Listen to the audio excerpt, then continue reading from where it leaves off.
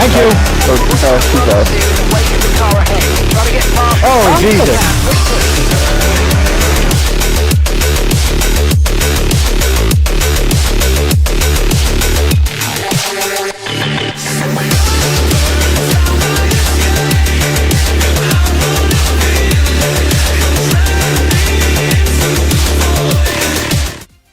All right, it is a new week. And we are 8 days out from Project Motor Racing, which is pretty much all I'm looking forward to at the moment when it comes to the sim racing venture that I'm on.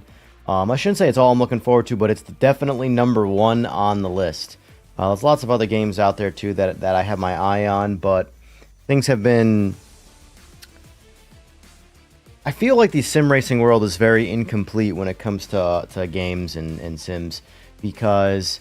Like, you know, Assetto Corsa Competizione, or ACC, is, it's a complete game. Like, it's finished. It's not getting any more support. They actually just announced that. And it just has this, I think it's because it has very, very limited content. It's just a GT3 game, essentially. But it feels like there's just not a lot there, you know? The career mode it's okay. It's whatever, you know? F125 feels like the most flushed out game on computer anyway, simply because it's an EA title, and EA focuses more on a game and less on simulation. But it's also just F1, which is fine. The racing's fun. The racing is all that matters. AC Rally's brand new. It needs a few patches, in my opinion, for it to be to hold my interest. I'll say that. Assetto Corsa, super mod friendly game, the original. AC Evo coming out, well, scheduled to come out end of 2026 as 1.0. That's got potential. Have my eyes on that. Rensport, my opinion, total bust. Yeah, let's just hope Project Motor Racing is, I don't want to fully commit to the hype, but let's hope that some level of it can be committed to, you know? Mr. No Name Nobody, good morning, sir. I'm also considering moving the stream back to like 11 a.m. or 12 noon.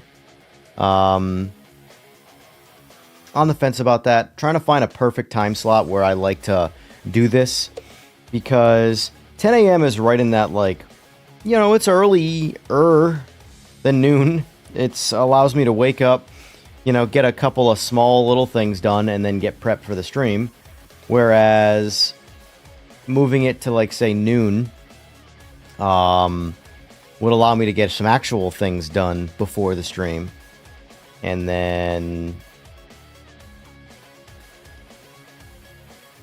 things done after the stream as well. So either way, I don't know, we'll figure that out. I kind of want to have figured out by the end of this week, I'll say that. That way I can start my Project Motor Racing venture and time slot in there perfectly, because there are some I will say some bigger sim racing streamers that bleed into the beginning of my stream, and that's not a big deal. Allows me a chance to warm up and then get going before I might grab some of those viewers.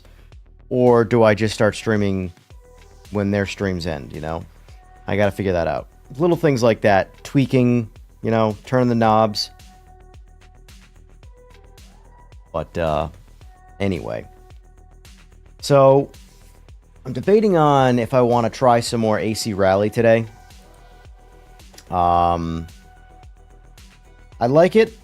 It's definitely, in my opinion, the best rally game that we've had so far. I just think it needs a few patches in terms of the physics side of things. It needs some force feedback patches, which is fine. That'll come. I mean, the force feedback's there. It's whatever. It is you can only judge so many things. In my opinion, for an early access, new day one release, it's very polished. It runs very, very good. There's a couple stutters here and there. Nothing crazy. Nothing game-breaking, I'll say that. But I think my biggest issue with it is the lack of feeling when you're at the limit and then when you're not at the limit. So it's very easy to crash. Now, you can learn how to do anything from muscle memory. You can learn, all right, I can't go into this turn too fast, so, let's see where I'm at. But it's just not predictable. There needs to be a feeling, like a driving sensation of, hey, I'm approaching this turn way too fast. I need to slow down. But either way, decent day one release.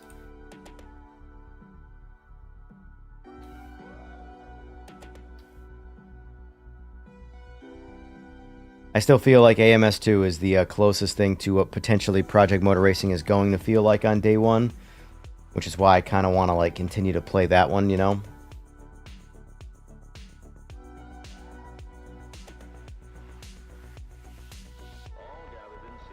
Hey, I had a reel on Instagram blow up yesterday on my newer EJR Racing Instagram page, which only has 70 followers right now. Let me see. 175 followers. So as of yesterday morning, I had, 130 followers on it. And then I had a reel blow up and hit 60,000. And it's an engaging 60,000. It's not just 60,000 people have accidentally clicked on it. It's being commented on, and a lot of people are telling me that I'm an idiot, which is fine. But has to do with the steering video, or the before and after adjusting some of the steering settings to make the wheel not shake back and forth. I think people have. Oh, who'd we get? We got a subscriber. Who'd we get? Nath W, thanks for the sub, buddy. Appreciate it.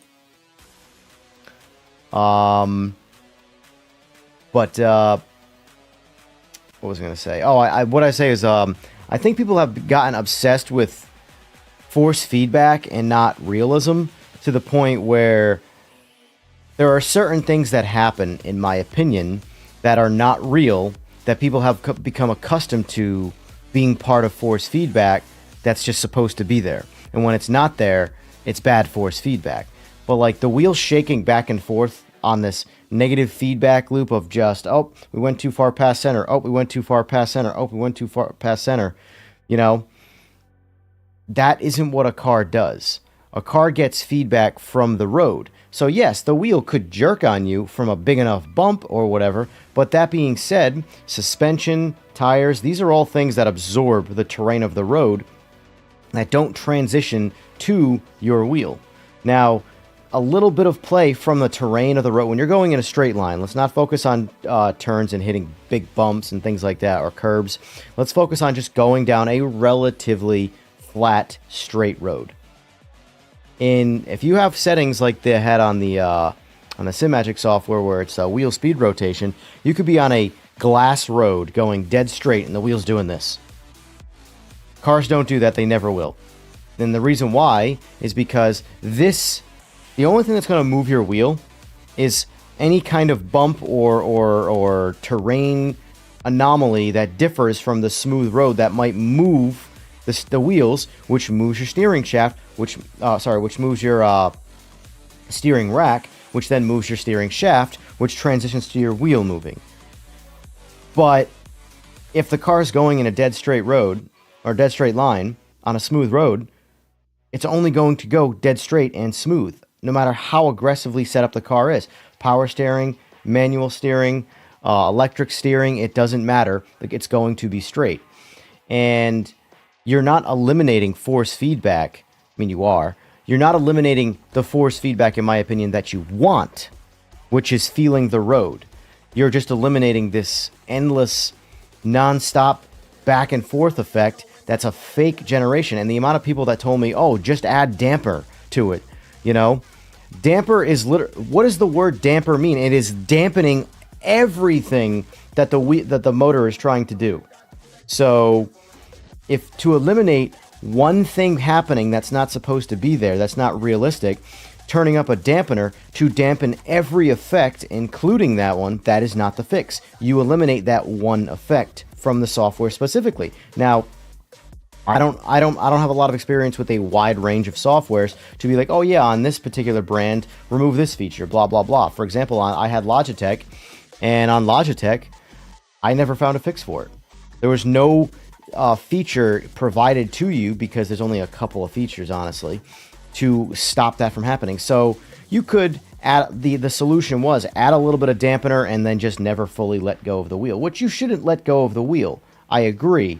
However, if I'm in a race car or a street car or even a motorcycle and I'm at wide open throttle, I can let go, and it will. And if I'm on a straight road, it's gonna go straight. It's not just gonna go, blah, we're crashing, we're dead. That's not what happens. The human being doesn't have to fight the car that much. You'd be shocked how well built these vehicles are, to where they will go straight no matter what. So, like I said, on the Logitech one, I was never able to fully remove that. I could just, again, dampen it. Whereas in the simagic software, I'm able to completely remove that annoying. So I can, because for example, the big reason for me why I wasn't a fan of it, and when I went from Logitech to simagic, it was a lot more pronounced, was because I like to, in a lot of cars, when you're using, say, a formula wheel like this, or you're just using the paddles on your round wheel, you have a firm grip on both sides of the steering wheel, and then you're moving your hands to the paddles. So when you're using an H pattern, you frequently take your hand off the wheel to move the H pattern. So now you have officially have half of your ability to hold the wheel. So if you can handle 18 Newton meters of torque with two hands, and that's what you can handle, you just cut yourself in half by reaching for that. So if you're in a turn and you hit a slight bump, now you get all this. So then, and that's fine. Now, when you have I don't want to use the word fake. I mean, it's the right word, but there's a better word for it. An artificial, I guess, force feedback sensation, where it is creating something that's not really there. I found that when I went from the Logitech to the simagic, I was losing control in turns when I would reach, say, for the H pattern, because it would start trying to do this on me. And the car's not doing that. It would be smooth. I'm just holding it. There's no reason. I'm not hitting anything, you know? So it's just this natural this. This doesn't happen. And it's relatively hard to convey that to people, especially like stubborn people. But, you know, everybody kind of wants to be right. But I will say, in this massive force feedback race that everybody is in right now, people aren't chasing realism anymore. They are obsessed with force feedback. I am convinced that most people want to crank every setting up and lower anything that dampens anything, and then just hold onto the wheel and fight it the whole time. It's like, that isn't real. Bottom line. No vehicle on the planet does that. I shouldn't say no vehicle on the planet. It's a bold statement. Most vehicles. Every vehicle that I have ever driven, period, is ridiculously easy to steer. You'd be shocked how much the cars do it for you. And then another subject that came up was ABS and traction control. So guys in chat, if you can, do me a favor. real quick. I'm going to plug myself. Like the stream, if you don't mind. It does help. But also, comment, do you race with TC and ABS off, or do you use them, not necessarily on full, but do you use them at all? Do you use any kind of low, or do you dial them in, anything like that, or do you just straight turn those things off? I'm curious to know what the average person does, because for me, if I'm chasing realism, I do what the car does. So I run on Authentic for AMS2. So Authentic does is it gives you the ability to adjust traction and ABS based off of the real car. That's what Authentic does. That's why I like that setting. Now, you can turn it on, and so it'll make cars that do not have this feature, like old cars, have it. Some of the old cars in this game I turn it on for because they are so bad at handling that you can't do anything. They're just not fun, and I'll never use them because of how kind of useless they are. So I do turn it on for that sometimes. Because remember, you're chasing a good experience, you're not just trying to punish yourself. And I feel like a lot of people want to punish themselves for the sake of saying they are better at something than other people. And that's always been strange to me. Enjoy yourself. Have a good time. Whatever gets you to the most enjoyment, that's what you should be doing. Now, yeah, you can try and bump your skill set up, especially if you're a competitive person, by lowering these things and maybe even turning them off sometimes. But bottom line is this: the best people in the world, the professionals, the guys racing F1, the guys racing GT, all of these real world racers have both ABS and traction control on. And yes, they have adjustability to it, but at the end of the day, if you are going through a turn and TC isn't slowing you down, why would you turn it off to go past? All it's going to do is when you do put yourself past a limit, it will save you, or at least an attempt to save you. So, MotoGP, for example. It might have been MotoGP or World Superbike. I can't remember which one it was. It was a while ago. I want to say it was like 10 or 15 years ago. I specifically remember in the race, both guys leaned in and they touched the ABS wires, the tone rings on the wheels. So essentially what they did is in whatever turn it was, they touched, disabled their traction control and ABS management systems, and the next turn, they both crashed. The bikes were physically fine. Nothing changed. The only thing that did change was the electronics disabling TC and ABS because they were essentially faulty. And both of them, in the next turn, crashed.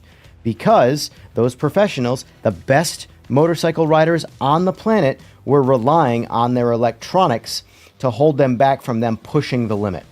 And they both pushed the limit and went past it. And they crashed. Race cars are the same. So unless you're really solely just attempting to challenge yourself, there is no reason to fully disable these things. Because in real life, they are there. So anyway, all right, what I'm going to do now, I'm going to continue being Chatty Cathy as well, because that's kind of what I do. I'm a Chatty Cathy kind of person. I'm going to do some AMS. I'm going to do some test day stuff, just to sort of warm myself up. And then I'm also waiting for I got a lot of little weird things coming for the sim, but like my remote control holder specific for this remote. So if I randomly get up, it's because I'm getting that in the mail. But what do I want to warm up with? I think I'm going to use the CLK Mercedes, because this is a good balance point of what I'm going to be using for the most part today. The Group C cars and GT cars. Group C and GT are what I'm probably going to be playing most of in Project Motor Racing. And so for the sake of warming up with one specific car, I'm going to warm up with the this GT1 car. I put that in quotes, because it's a balance of both. It handles a lot better than, it also makes less power than the Sauber Mercedes, the Group C car, but it's not quite as... It's faster than the GT3 stuff. The GT3 stuff is pure handling and kind of on the slower side. So, we'll start with this. And we'll run it on the Red Bull ring here.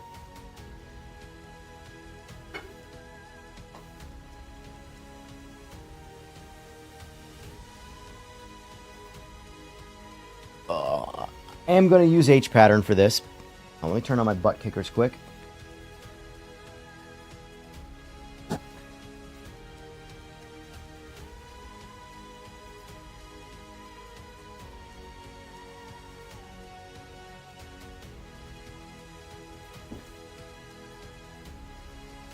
Also, too, the reason why I like to have my butt kickers on, even when I'm streaming, besides immersion and realism, is I use a lot of the telemetry from the butt kickers in the chassis of the frame, and to offload some of the features that are wanting to come through the direct drive. So, for example, on Logitech has True Force, which was, in my opinion, really, really good. It will be missed. I offload a lot of what the True Force did onto the actual chassis itself of the rig because, for example, curbs have a certain vibration.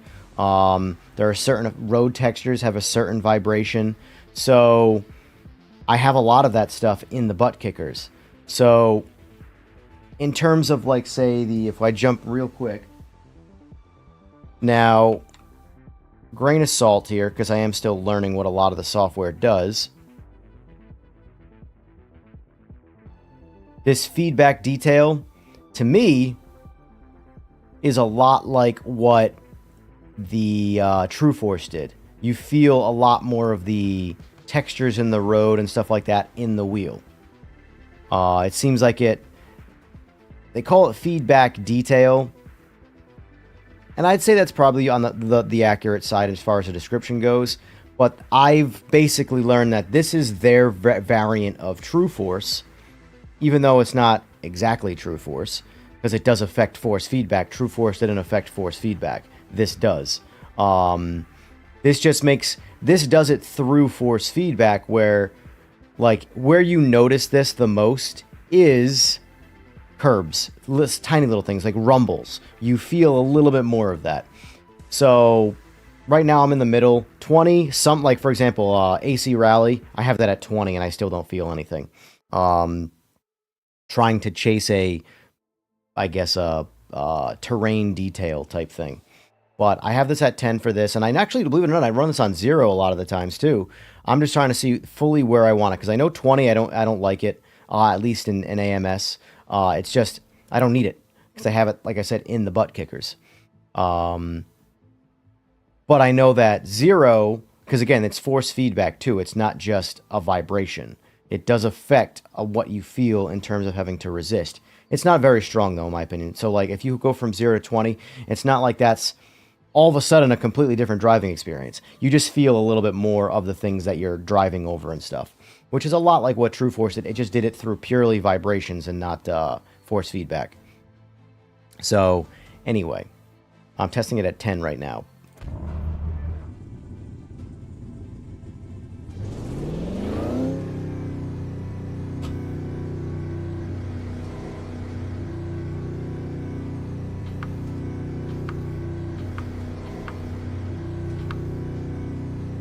I like that one. Whoa! Old tires.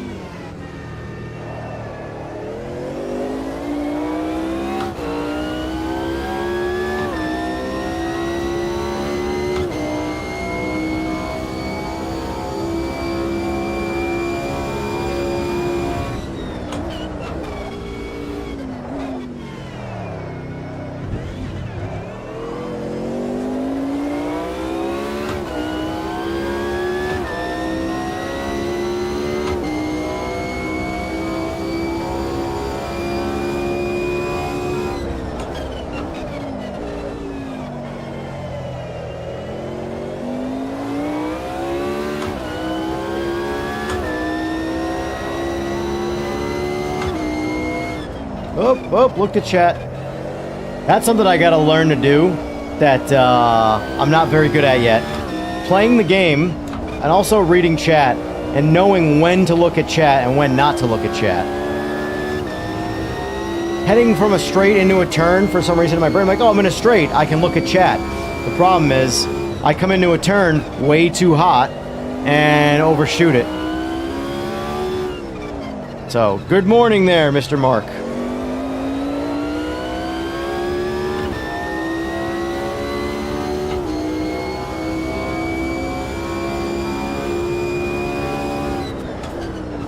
Oh, braked way too early there.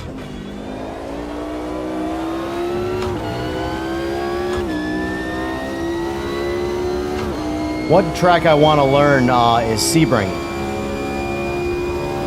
Sebring's a fun track. I'm just not very good at it because I haven't spent a lot of time on it. So I do want to learn some Sebring. So I think I'm actually going to shoot over that from this.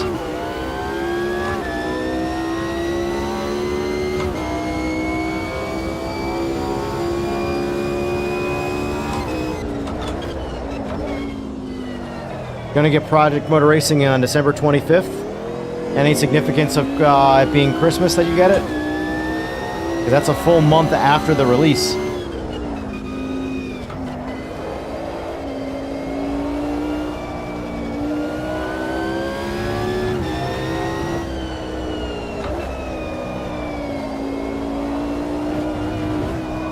Yep, saw that coming. Saw that coming. As soon as I felt that rear tire touch. You got to be real careful with these cars. The second a tire hits, you got to get completely off that throttle. Rolling off throttle isn't enough. You just got to step off that throttle. And it's hard to, like, tell your brain to do that because your thought process is, I got to accelerate. I got to go as fast as possible. I have to get A to B as fast as possible. Is it going to be a Christmas gift for yourself?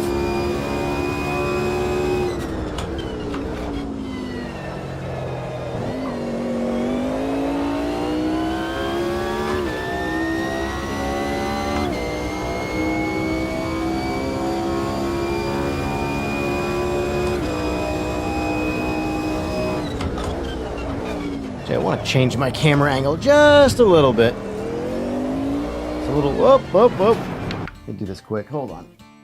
My brain's distracted. Go live screen here. I just want to make one quick adjustment on my camera angle here. I moved a lot of things around over the weekend. While it doesn't probably look much different on your end, on my end I see things quite a bit differently, so.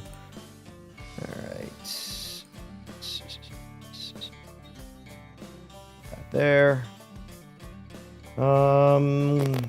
Tilt, I believe. Nope, other way. There we go. Want to make it so the top of my head isn't completely chopped off. Not going to see my shifter now. That was the one reason I had it like that. What did I have it at? 1? Or no, I had it at 0, I guess. 0 is what it was. And you can see the top of the shifter. Problem is I can't zoom out anymore. Why is autofocus on? I do not want you on, sir. There we go. Try that 1. I think 2 will make that shifter completely disappear.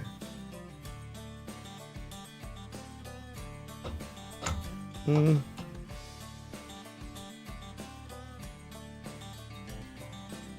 1. Picky about things that don't even matter. No one cares about this. Not a single person watching cares about if the top of my head is cut off in the frame or if you can see the top of the shift knob. Nobody cares except me.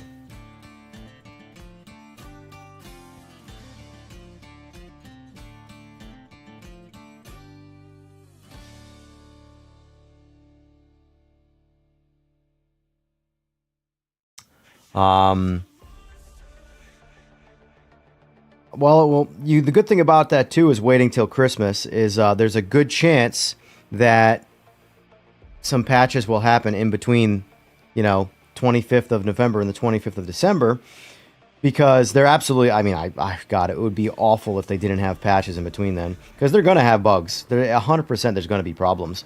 Now, that's normal. Absolutely normal. And I am fully expecting, if they, like I said, If the game is pretty solid, and then they have, you know, post-launch patches and support, we're in a good spot. That's what I expect. That's gaming in 2025, you know. The funny thing is about, speaking about Christmas, you know, I'm 38 years old, and to this day, my mother still insists on getting me something for Christmas. And she's like, what do you want for Christmas this year? I'm like, nothing, Mom. I haven't wanted anything from you for Christmas in over 20 years now. And it doesn't matter. Mothers will be mothers. So I sent her, I'm like, listen, if you're going to get me something, it's on the more expensive side. I would never, ever ask anyone to buy me this because I would just get it myself. Because I, like me and my future wife, I guess you could say, we always have, like, for, like, Christmas and birthdays and stuff, we always have, like, a $100 limit. Because we spend, at least between us, spend a lot more than that on each other, just living our lives, you know? And we don't want to feel obligated for a gift giving season to just, like, waste a bunch of money. So anyway, I was looking at the Momo, I mean, not Momo, Sparko R330, I believe it is, wheel for this rig to replace my, because this one isn't bad. This is the simagic Alcantara wheel, but you can tell it's a cheaper wheel. It's not like a real Sparko Alcantara wheel. So the R330 is the same size. It does add some bigger grip swelling down here, which is what my Momo wheel had for my Logitech that I really, really liked. So, but anyway, that just made me think of that, talking about Christmas. It goes on sale. I pre-ordered it for, I believe, $90, whatever the original price was. It looks like they had a recent price adjustment. Some places it went up, some places it went down. So I don't know where you're at, Mark. Where are you from, Mark? I always like to know where people are from, just for my own little, like, hey, what time is it at this part for adjusting when I stream? Because with time, I expect to have a lot of overseas viewership in sim racing, because it's just, you know, sim racing is really big overseas as well. I mean, it's, for the most part, video games are big everywhere, but I find that, like, when it comes to watching other streams, most of the people that I'm watching are overseas, whereas, like, anything you might watch of, like, Call of Duty or another game, it's usually United States-based streamers.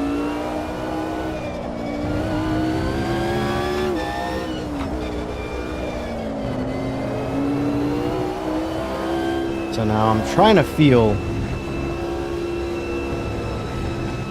So pause.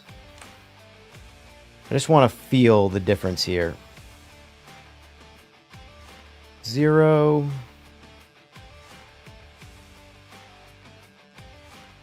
UK here, curious on my views. What are you curious about, sir? What time is it there over there in the UK?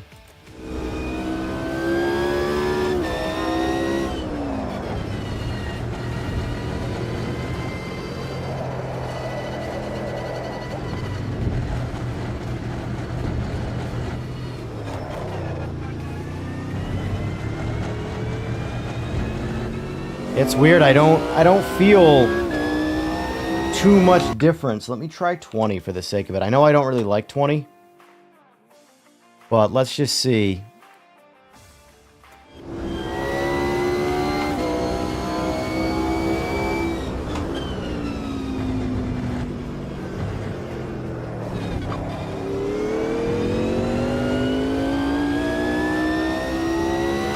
It's funny that, like, that setting doesn't change too much, simply because most of my sensation of road feel and stuff is coming from my chassis, of my frame, through butt kickers and stuff. So, and then when I get the haptics for my pedals, which is next on the little list of, like, immersion things to get, all the steering wheel needs to do for me, the direct drive motor, is give me the feedback of what the front wheels are doing. That's it. The direction they're going. Did I brake or lose traction? Stuff like that. As far as actual road textures, unless it affects the steering, I don't really want it. And like I can tell you that a lot of people who review this stuff, they talk about like that from 20 to 0 is going to it completely changes the feel of the wheel. So let's find out.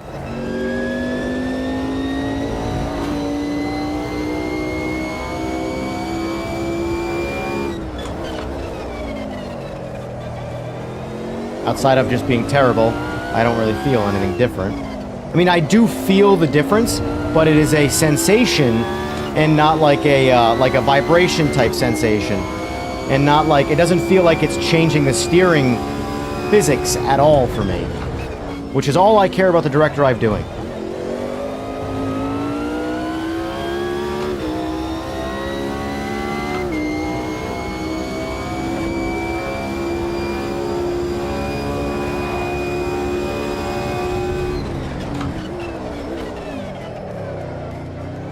So it's 3:30 p.m. in the UK. Oop. My bad. On PMR in general. I mean, I feel like that's gonna be like I said in my video, kind of reviewing the Gameplay 3 trailer. If you want to go and check that out. It's only like a 4-minute video. You're not missing too much, but I'm gonna plug myself anyway. Where I basically talk about how it bridges the gap between PC and console. Because right now, that's like a big thing. I have been my entire life, so for about 28 years now, I've been building my own computers. I've been building computers since Windows 98.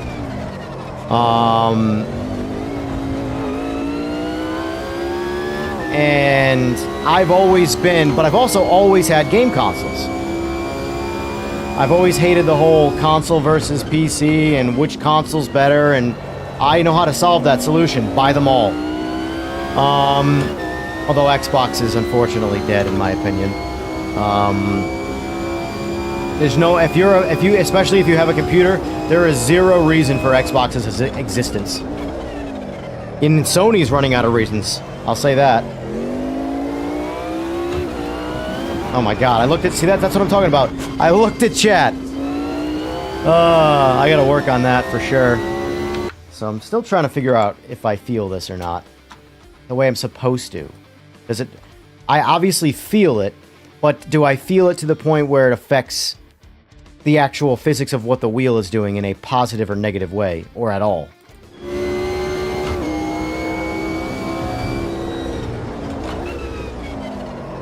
Oh, Jesus. Cheese and crackers.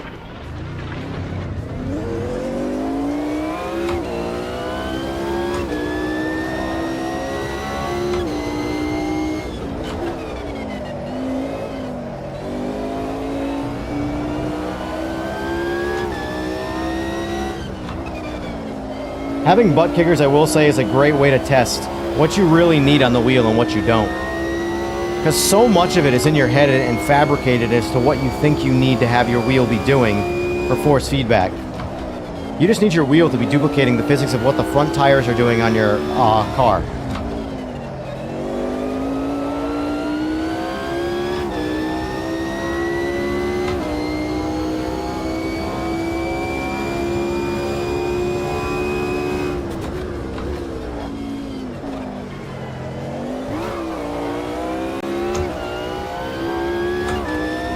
Canada's where you're at, Mark?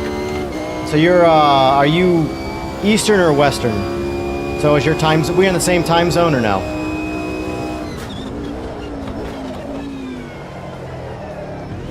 Canada, eh? Whoop, whoop.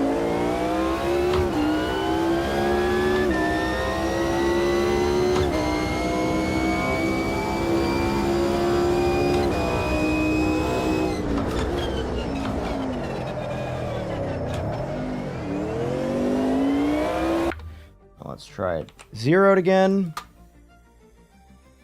I know this is probably tedious, but I can assure you it's more tedious for me.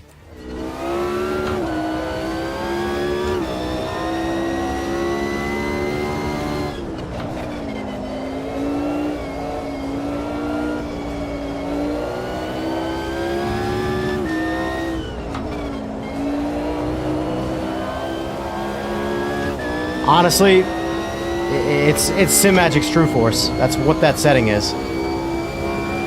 I can't feel the wheel doing anything differently other than I just feel less texture of the road, like True Force would tell you through vibration.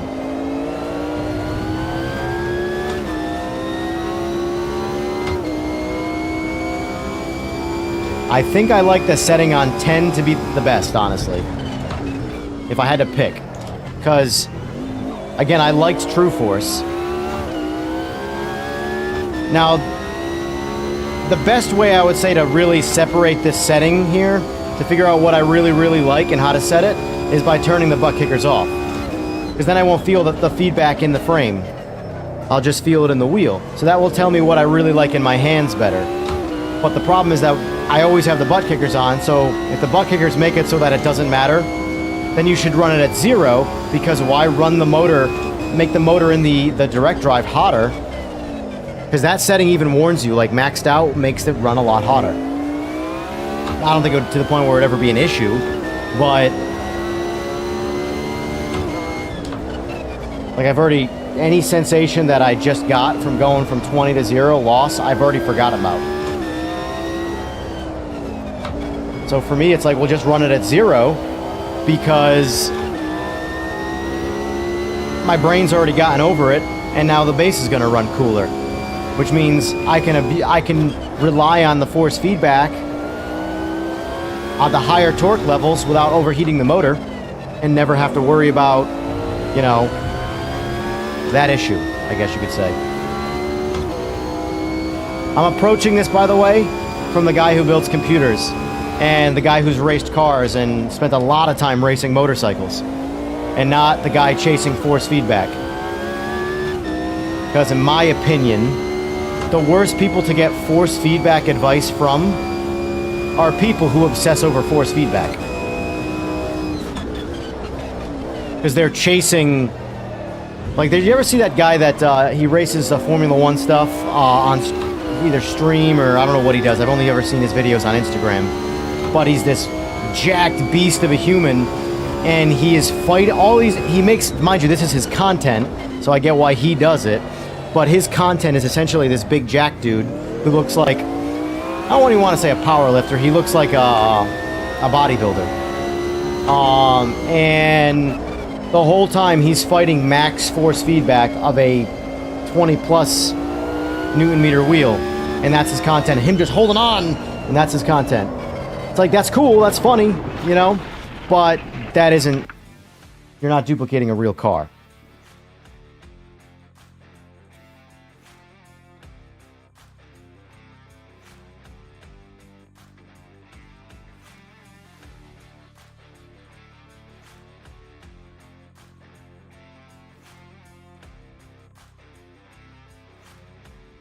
Okay, so let's see.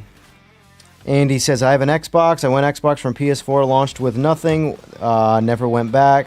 Rensport doesn't work currently on a wheel on Xbox. Patch tomorrow after 8 days waiting for me. Exactly my point. Rensport, I mentioned earlier, Rensport's, my opinion, DOA. Crazy thing is that I didn't even attempt to have interest in the day of the full release to console, because, so on PC, the game was free to play. I downloaded it and installed it twice. Didn't make it more than 10 minutes in before I'm like, I'm good. I'm just good. There are enough bugs and enough things that I don't like in this small window that I know I can't adjust out of this game. I don't want to play this game. Twice, when it was free. Now, hold on. Nope. Go to store. Go to Rensport.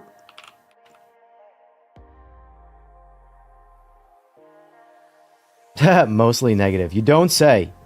I can still do the free-to-play one. What's the deluxe edition cost? Oh, so the standard edition is, what did it say, $50? And the deluxe is their price. I don't even understand their pricing right now. I don't know what comes with it, but like, I know that the base game, the free-to-play one, has nothing in it. Mostly negative has earned that. It's absolutely earned mostly negative. Just check something here quick. I have to use the little boy's room. But I feel you on the Xbox thing, and I feel you on Rensport. In my opinion, keep on trying if it's all you got, because it is all you got, other than Forza, and we all know the state of Forza. So hopefully Project Motor Racing lands on all platforms. I know it looks like they've showed off. They put a lot of time into controller play, so it looks like controllers are actually working pretty good. Obviously, it was developed on a wheel, so expect wheel to be the best. I'm hoping it's a PC game first, and then the console development came after. Because in my opinion, the best games get made to a PC and then ported to console. The other way around always leaves console. It runs great, but there's a lack of depth to it. And then when it gets ported to PC, it's lackluster. I'll be right back.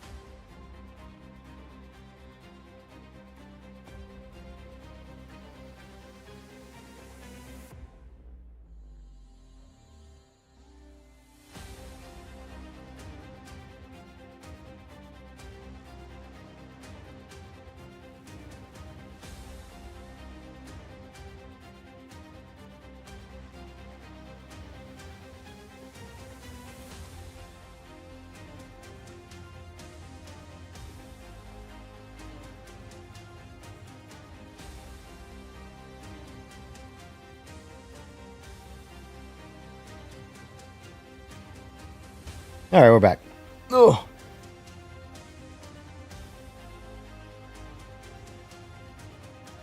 I'm gonna have to get up again soon here and make myself another coffee. Oh man.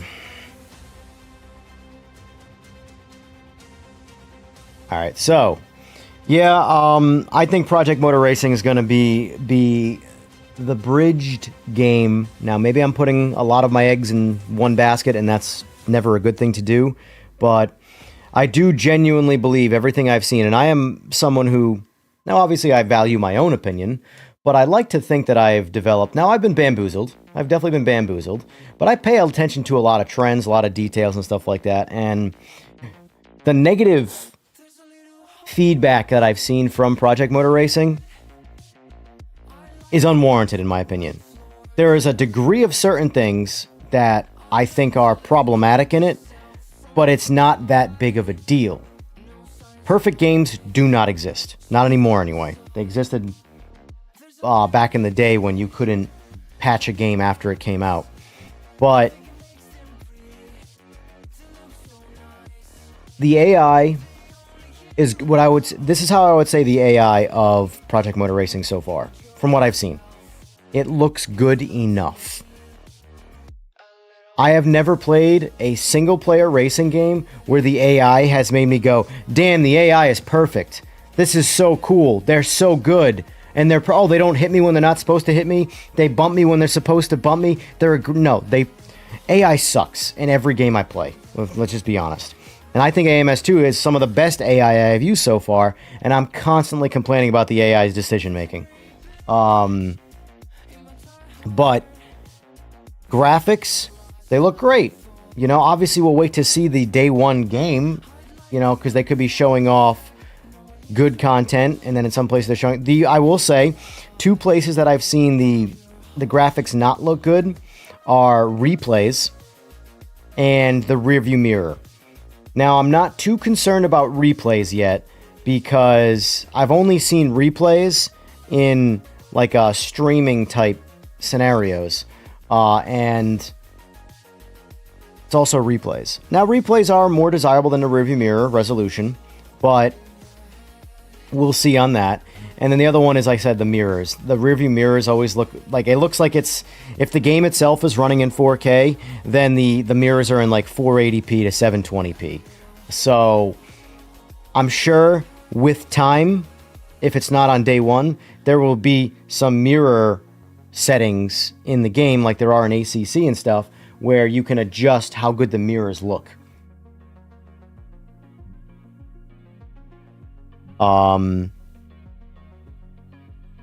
But I think the game looks fantastic, and I can't wait. I'm excited. What gear am I in right now?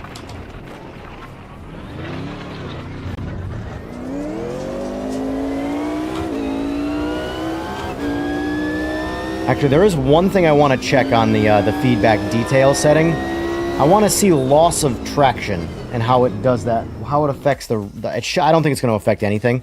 Everything I've felt so far feels like it's just vibration. I want to see if there's any sensation of wheels, like...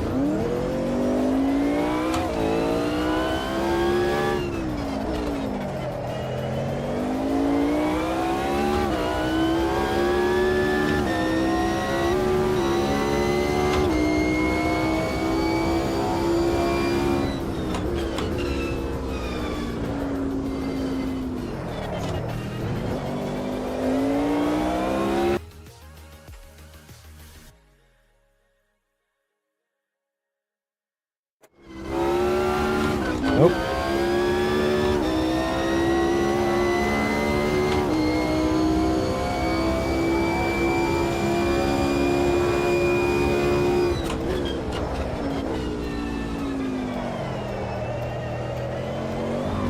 Oop. That's all me. Trying to get the car to slide to feel it. It literally, I swear, that setting literally just feels like vibration. Like textured vibration, not just a vibration. So I'm getting like engine vibration and slight road texture differences with that setting zeroed out versus maxed out. So obviously everything in the middle is just going to be splitting the difference.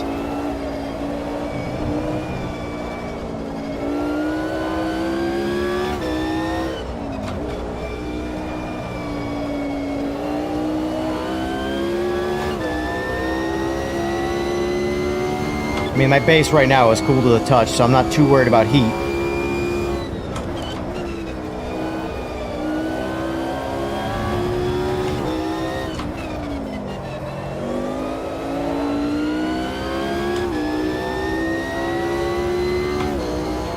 You know what? I just thought about this. I don't know why I'm using this. Is actually a very smooth track. Let's go to Sebring. Sebring's a disaster. It is a road terrain disaster. So I kind of want to see... That's probably a better track to test that setting on.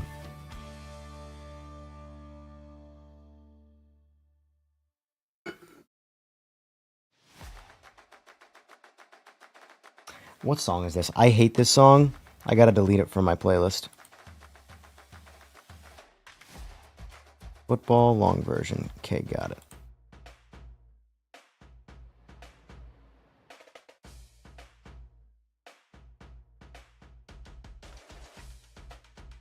I thought I skipped you.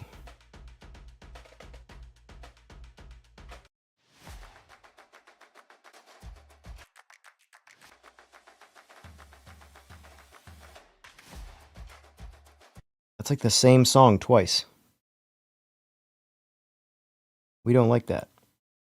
All right, so music, playlist. What's it called?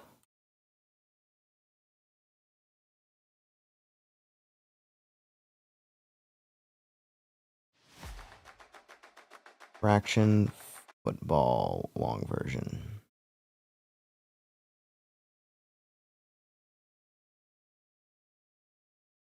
Delete.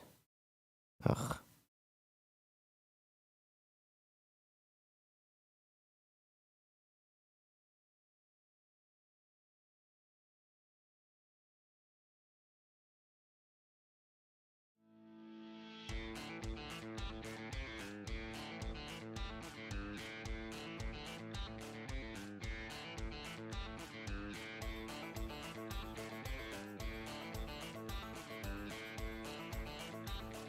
Okay.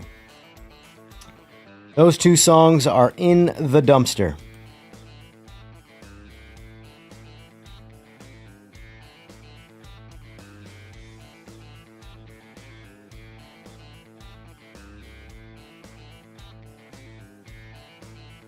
All right.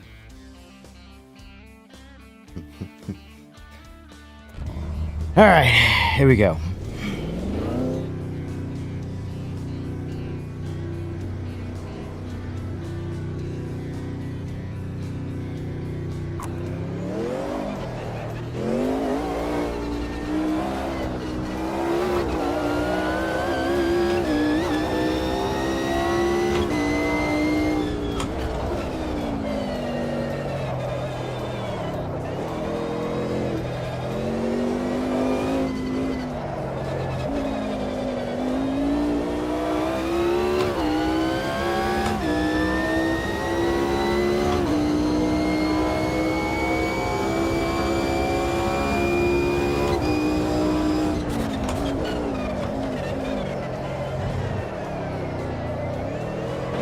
Whoa! Cold tires, Evan. Cold tires. Oh my god, these things lock into reverse. It's so annoying until the car stops. Believe it or not, Forza Motorsport has the best H-pattern control I've ever used in a game. Like, by a landslide. Oh!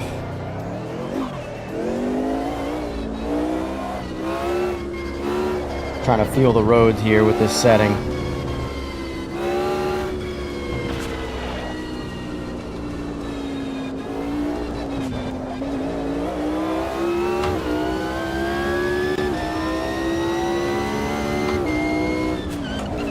Oh, this is the one you can stay wide open pinned. Dummy.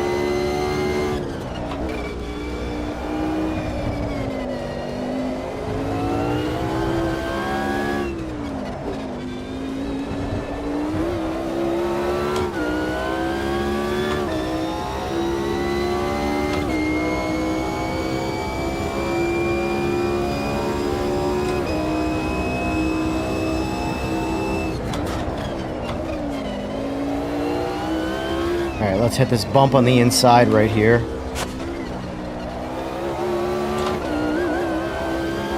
Alright, now let's turn it back up and see if I feel any difference on Sebring outside of basic vibration.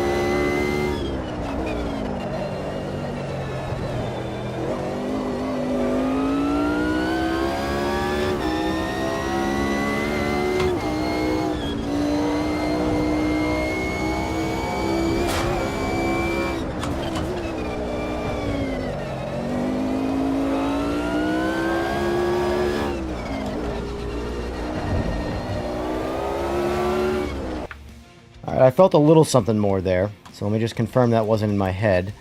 See if it goes away.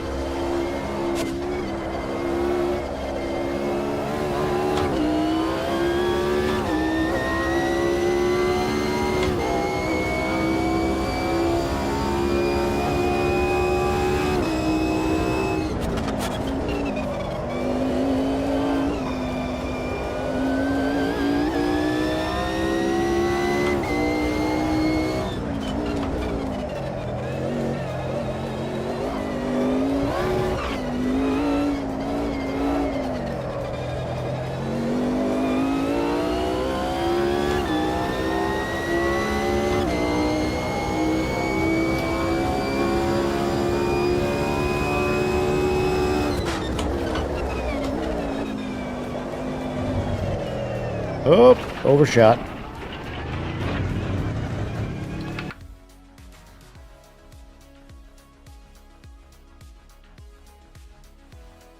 Come on.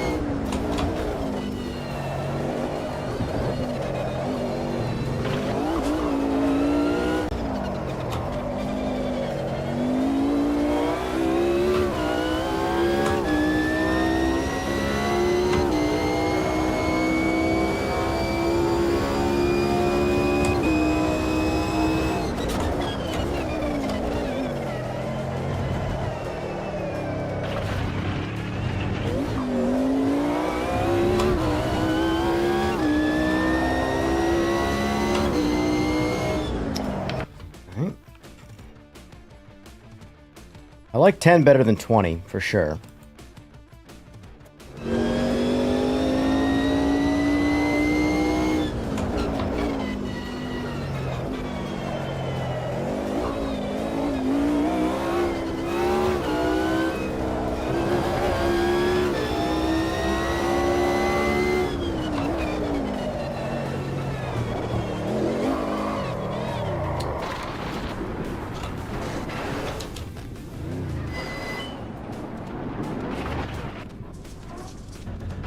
Come on.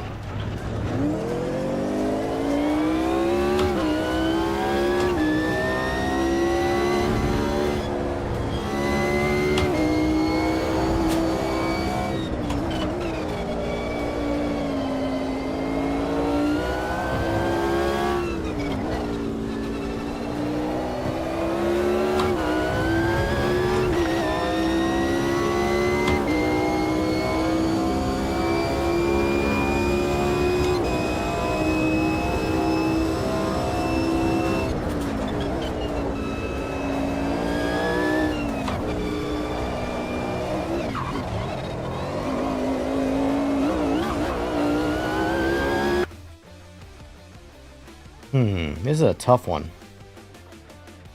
Can't tell if I like 10 or 0 better. I don't like 20. 20 is just like, it's too knife's edge jarring, I guess you could say.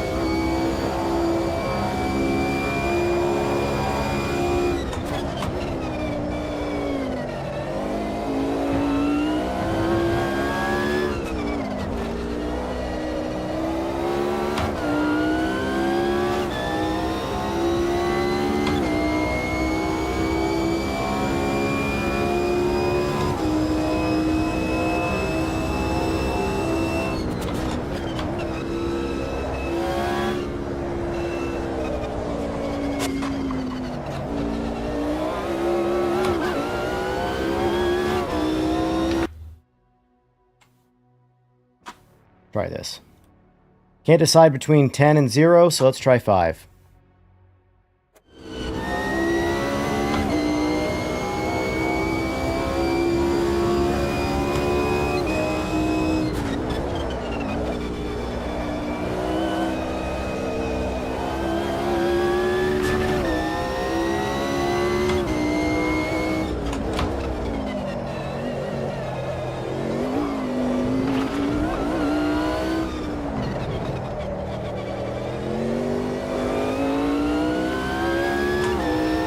I think 5's the one.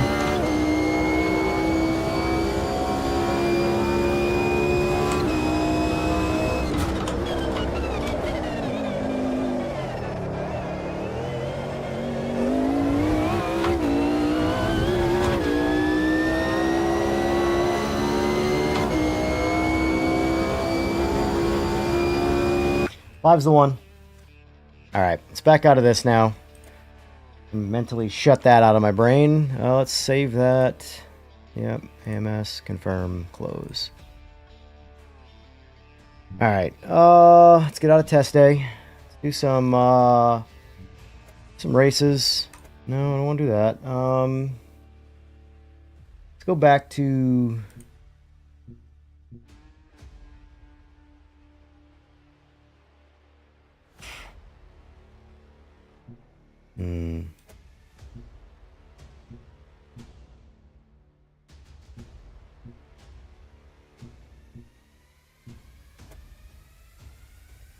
Has my thing showed up yet?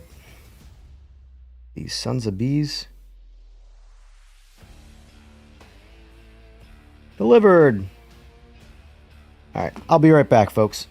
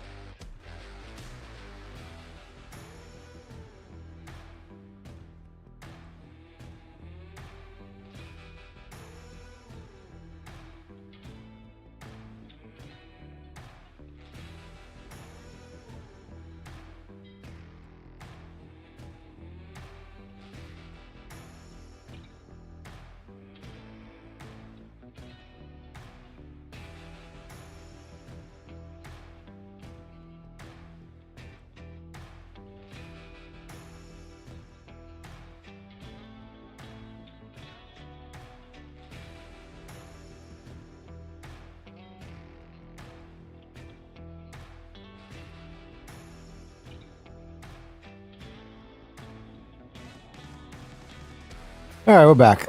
Oh boy. All right, so where's my remote? That's it. It's the little things in life, right?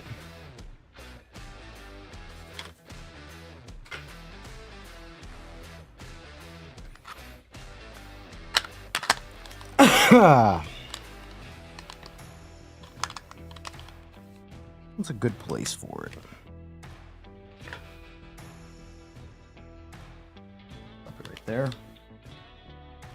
All right, I'll figure that out later. For now, it's practice time.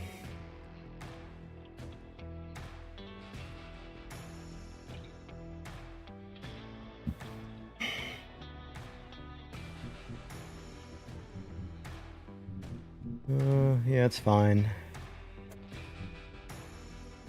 I don't want to do 10 laps, do 5. Oop.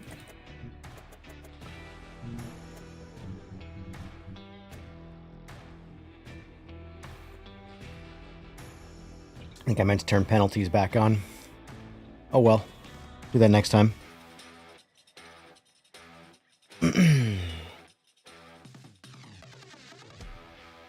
Oh.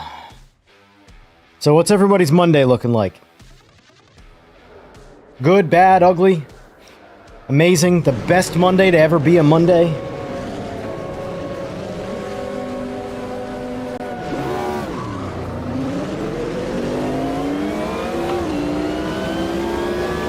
Whoa, Jesus, what was the point of that? Silly AI.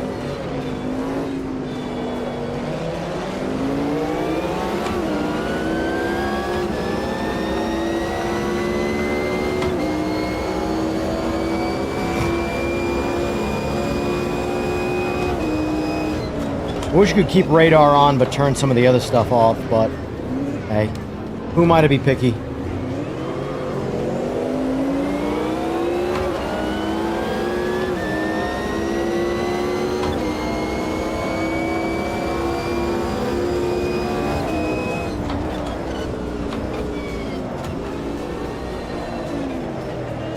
I knew that was a mistake. Knew that was a mistake. Oh, thanks, buddy. Thanks. That's what I'm talking about with the AI, man.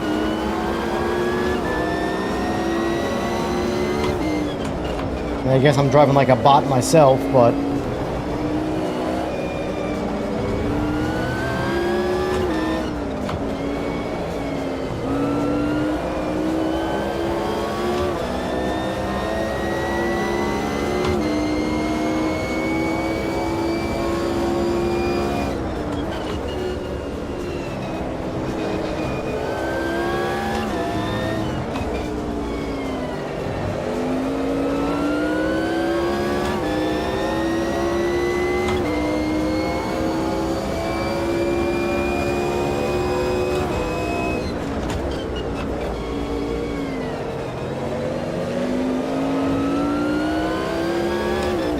Oh no!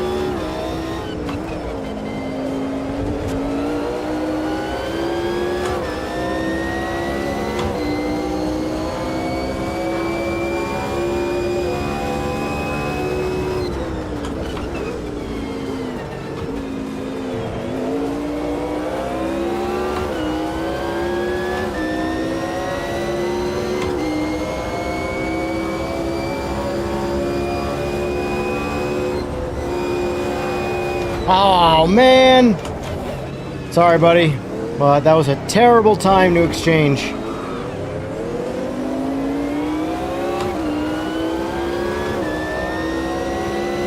I decided to go outside instead of inside. Fraction of a second too late.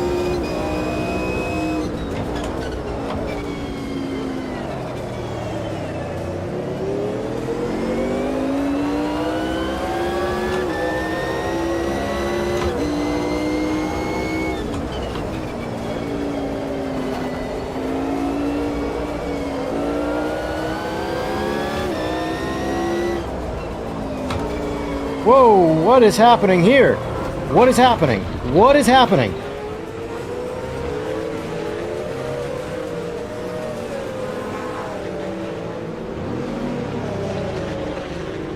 I am so very confused as to what that was right there. Completely out of the throttle.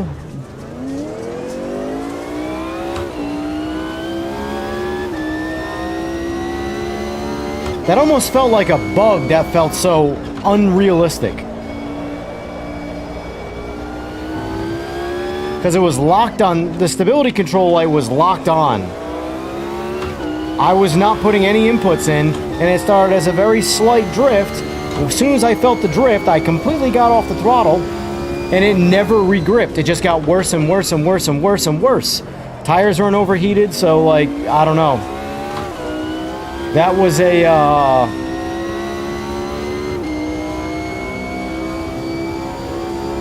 I don't understand why Sims cannot, if that's legit and that wasn't a bug, I don't understand why Sims cannot get grip right after the limit.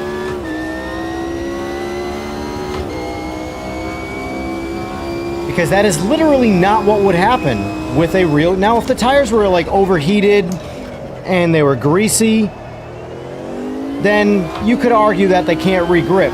But that, according to my green tires right there in the temps, those tires, once I was out of that throttle, that slide should have easily corrected itself, and then I should be able to get back in the throttle. But instead, it... There it is again. There it is again.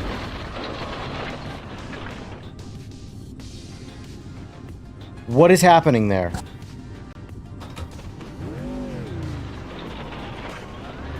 How many laps have I done on this track today? And now the past 2 laps, that's happening?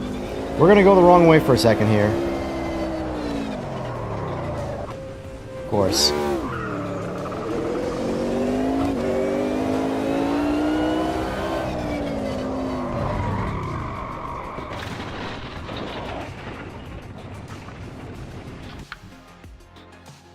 I'm so confused.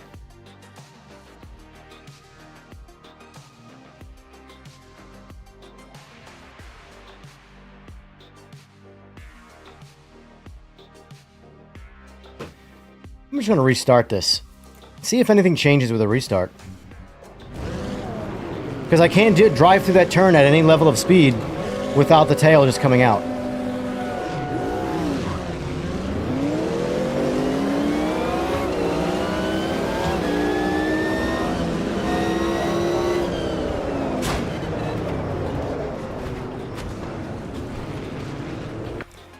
We'll restart that again. Good morning, sir. Watched a video about PMR the first time here in your live. Appreciate that, sir. Thank you, thank you. I assume that's DCR Monkey King would be my guess on how you say your name. Name is Monkey. Got it. Got it. Well, thanks for being here. I appreciate it. One day at a time. One person at a time. Now, I'm going to be having a lot of PMR coverage. PMR live streams. And if the game sucks, then I'm never doing this again. No, I'm just kidding. But then I gotta, whatever, find something else. But, no, I'm what are your thoughts on PMR so far, Mr. Monkey? You mind if I call you Mr. Monkey?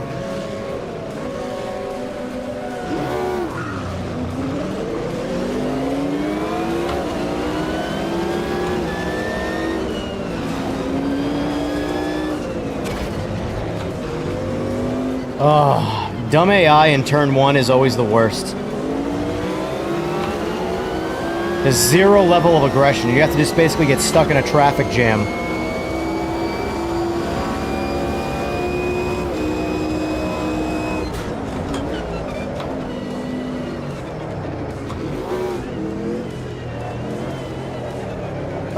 Oh.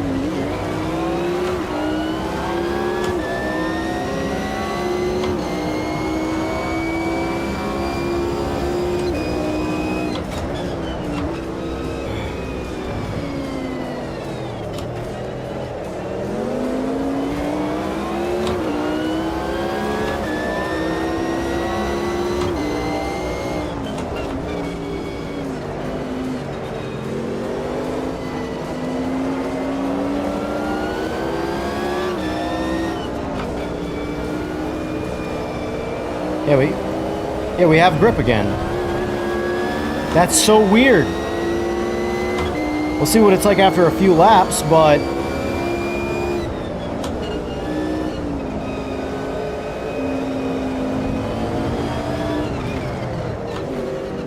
Let me get this straight here. I think it's going to be way better than Rensport, but there will be bugs that need to be fixed. There's for sure going to be bugs, but without a doubt, it's going to be better than Rensport. But at the same time, that's a very low bar, Rensport. I have zero affiliations with any of these companies, and I give you my honest opinion. PMR looks great. It could be dog water when it comes out. We won't know until day one, but Rensport followed all the token cash grab, like, trademark tactics, and it looks like a cash grab. That game's been out for a long time in beta or pre-alpha or early access, whatever you want to call it, and it was trash the entire time. And I don't know, it just, now that it's in full release, it's just as bad. Whatever, it looks terrible.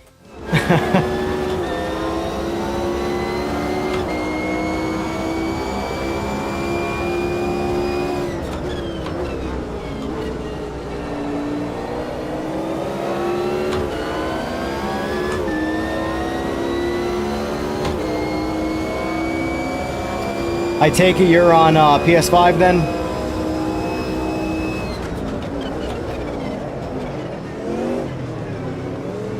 Because I put about 1,000 hours into Gran Turismo before I was like, alright, you know, if Gran Turismo was on computer, I would probably still be playing it a little bit, but because it's not, it's only PS5, I had to kind of leave it behind.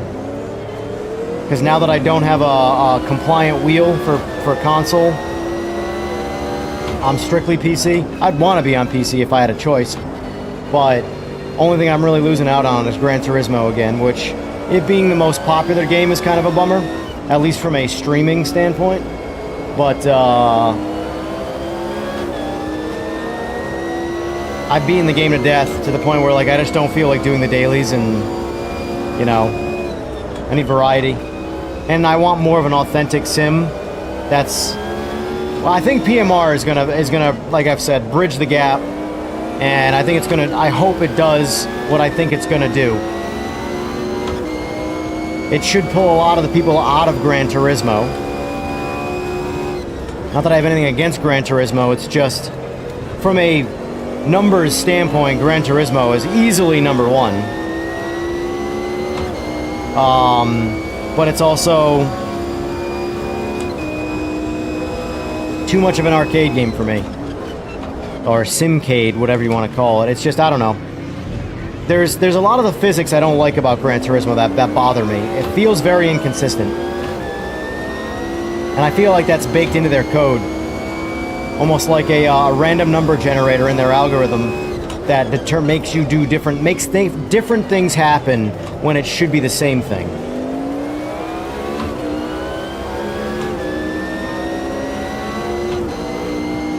ACC is good. It's a lot better on PC, I'll say that. I have it on PS5 and PC. I went back and forth to try and test.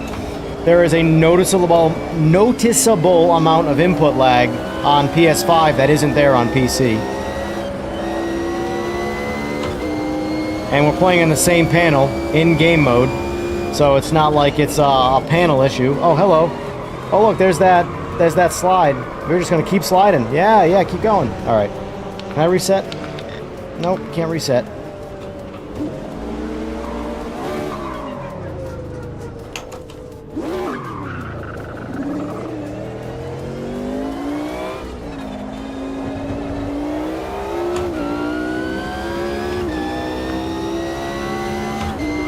Back in 20th, all right, that's what I like to see.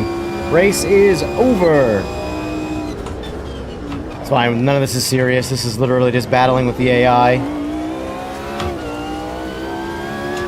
But, yeah, no, I think Project Motor Racing is going to do some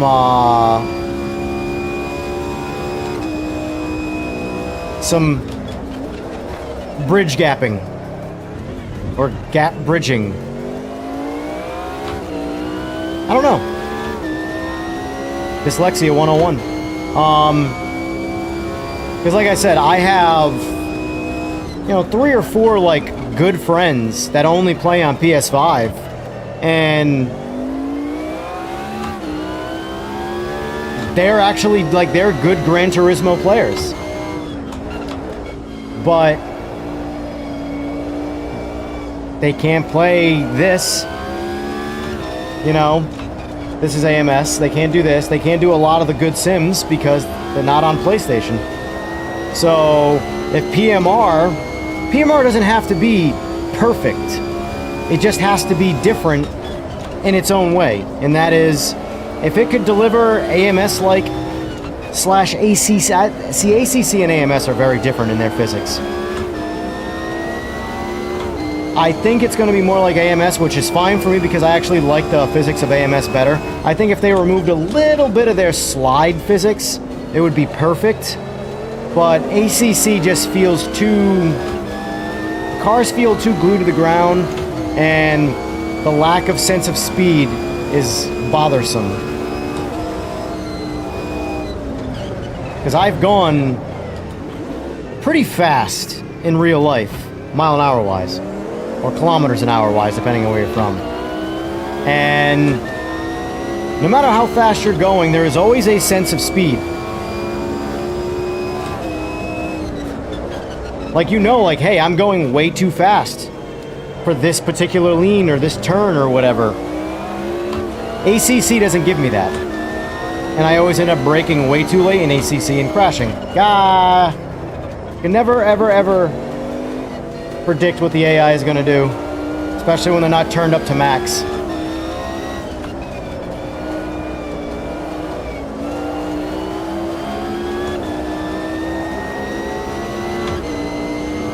RBR noise. Clippy, have you played any more of AC Rally or no? Simagic just released a patch for some like base settings for the steering wheel. Or presets. It's okay. Well, my biggest complaints right now with AC Rally are tire physics and lack of feedback from the wheel. You can manipulate the problem with the tire physics. I feel like they're all kind of... I think it could just be there aren't any actual force feedback issues. It's all tire physics. Because if force feedback is being delivered from the tire physics touching the road, well, that explains why there's no force feedback, or not a lot of force feedback anyway. And that's, lack of grip feeling. I don't know, the problem with so all rally games are naturally, you're out of control the whole time. That's part of it. But you're in control while being out of control. That's what rally is. It's like drifting. In the sense of where you're out of control, but you're in control of the being out of control. So, yeah, the content thing is why I'm not in a big rush to play it. I would rather them do a couple patches and then I'll probably return to it. But there's there's this sensation, like you can, like muscle, right now, if you wanted to learn AC Rally, you have to do it the old school way of muscle memory. And that's like, okay, I know that I can't go this fast into this turn, so I gotta brake now, stuff like that. But as far as like the realism effect of, okay, I can feel my tires sliding too much right now. You know, if you've ever, I don't know if anybody here has ever, I have a long ass time ago in some old cars, gone really, really fast down dirt roads. Rallying for essentially beginners. You go find the woods in the middle of nowhere, you take your you know, trashy old car down the road, and you go as fast as you can. There is a grip level, even on a shitty tire in a shitty car on a dirt road. You can feel when you're in a turn where like you've got control and grip, and then you start to feel as speed increases, that sensation gets weaker and weaker to the point where I know that I now have no grip and I'm basically past the limit of control and pure luck is guiding me right now. But you kind of know where that, you figure it out relatively quickly. In AC Rally, I feel like there's no physics model for that tire losing grip sensation. And it could be all force feedback, it could be all the tire, it could be the tires not feeding the force, it could be just they work together. But right now I feel like I don't want to learn AC Rally in its current state, even if it's fun. There's not enough content to make it last long anyway, like you said. But even if it's fun, I don't want to learn the lack of tire physics model and then a couple patches down the road get that squared away, and then I got to learn it all over again. I would rather just wait till the game is in a more polished state. I think for a day one pre-alpha, early access release, I think the game is extremely well polished. I think it runs great. The game looks great. It's got the bones to be the best rally simulator ever made and crush anything ever in its path. But I want to wait a little while. I'm not enough of a rally craving person to be like, oh, I gotta play it now. You know?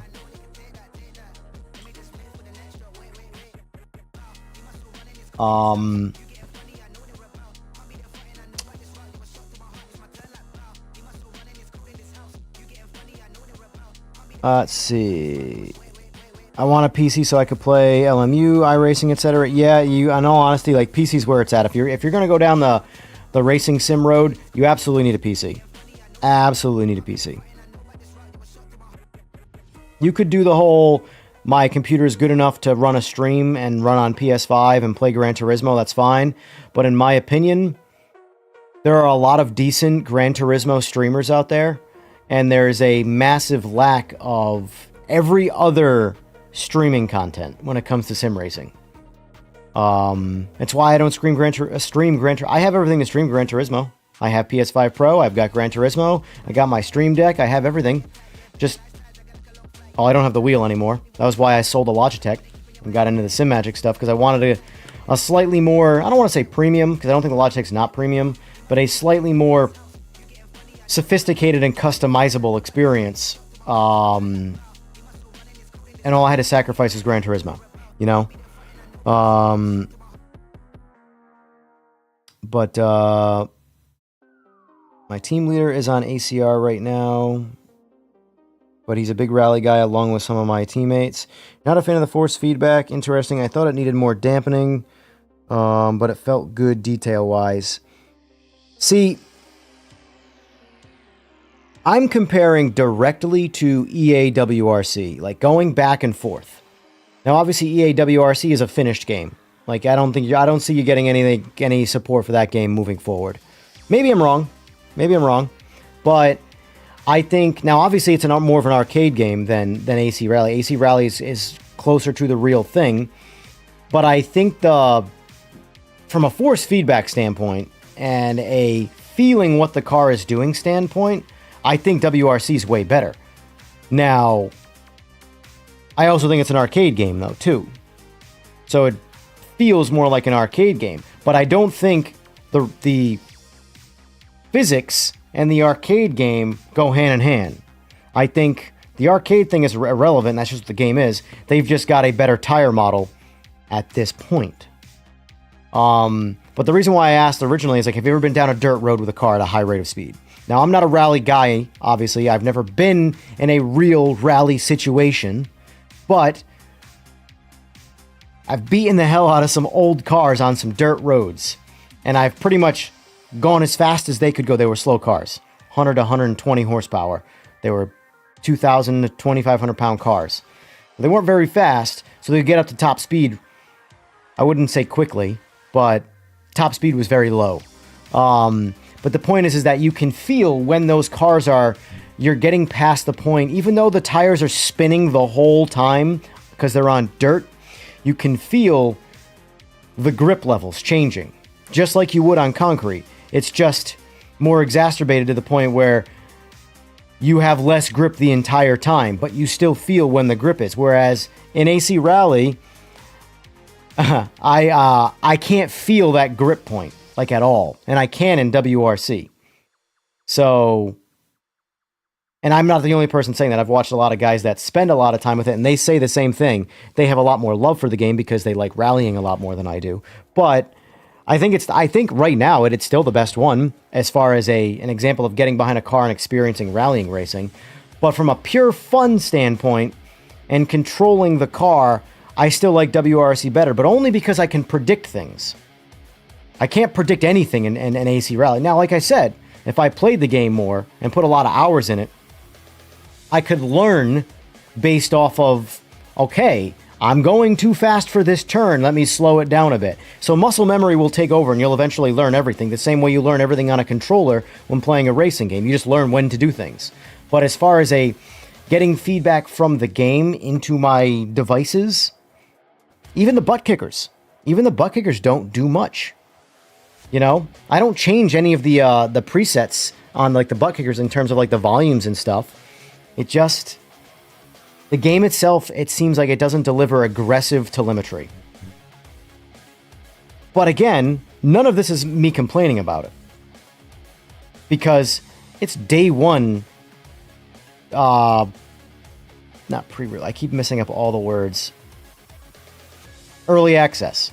You can't complain about a game state, and I think from a day one early access, the game's phenomenal. It's way ahead of the game.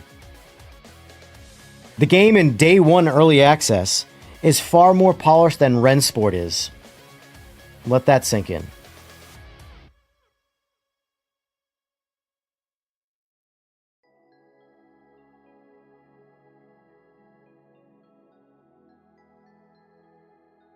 All right. Let's pick the next thing.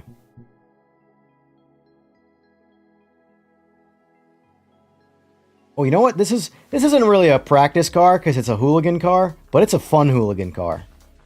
See, this is where you're missing out, Monkey, on Computer Life. This is modding stuff. So this Mazda MX-5 Rad Bull car. What liveries we got? Now we got white, and I like the white better.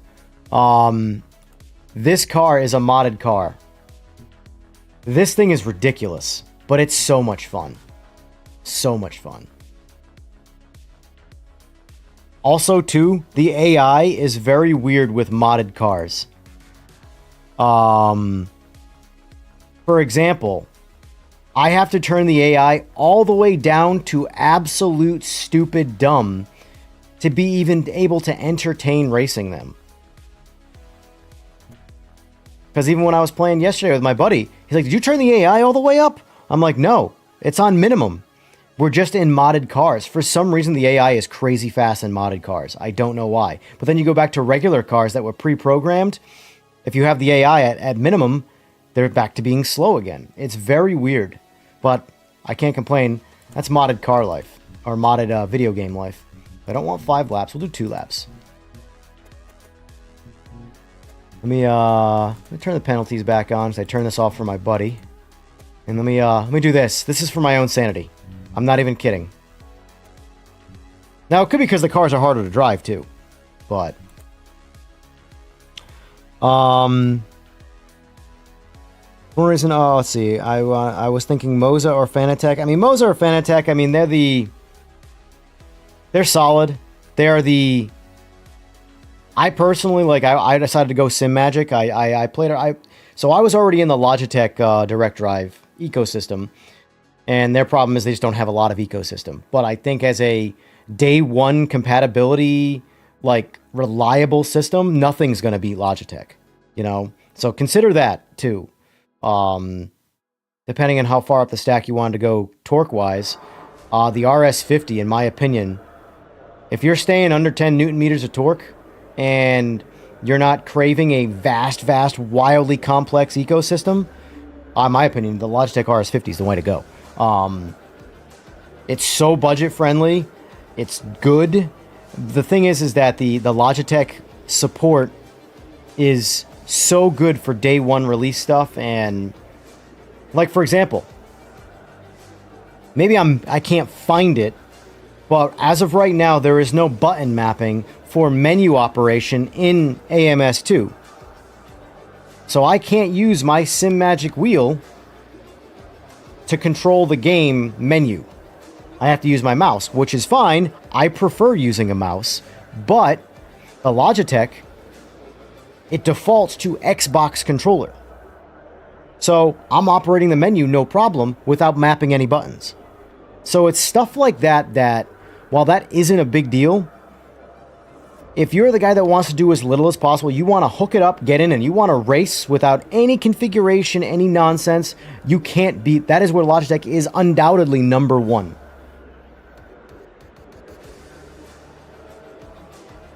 Right now you have a G923. You're thinking R12 Moza or DD Plus Fanatec, 15 Nm for both, I believe. Well, if you're going for 15 up, I would say the sky's sort of the limit. It just comes down to budget. So I think where there's more competition is... Well, there's more competition everywhere in the stack. But I think in the lower tier stuff,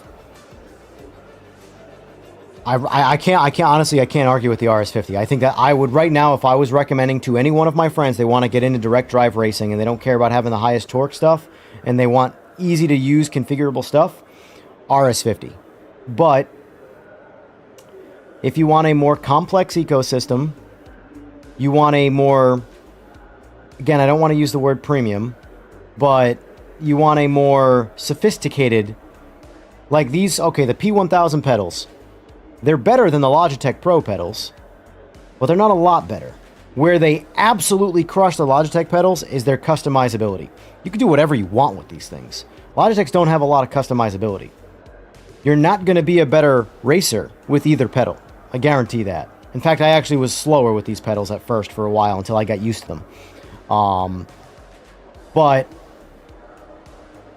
15 and up Newton meters, I mean, honestly, my opinion, pick whichever name sounds the coolest and whichever wheel you think looks the best. They're all going to be good. I can't confidently... It's one of those things where when I get down the stack, the lower stuff, I can confidently say, go with this. When you start getting up the stack, again, you can't go wrong. Any brand's going to be good.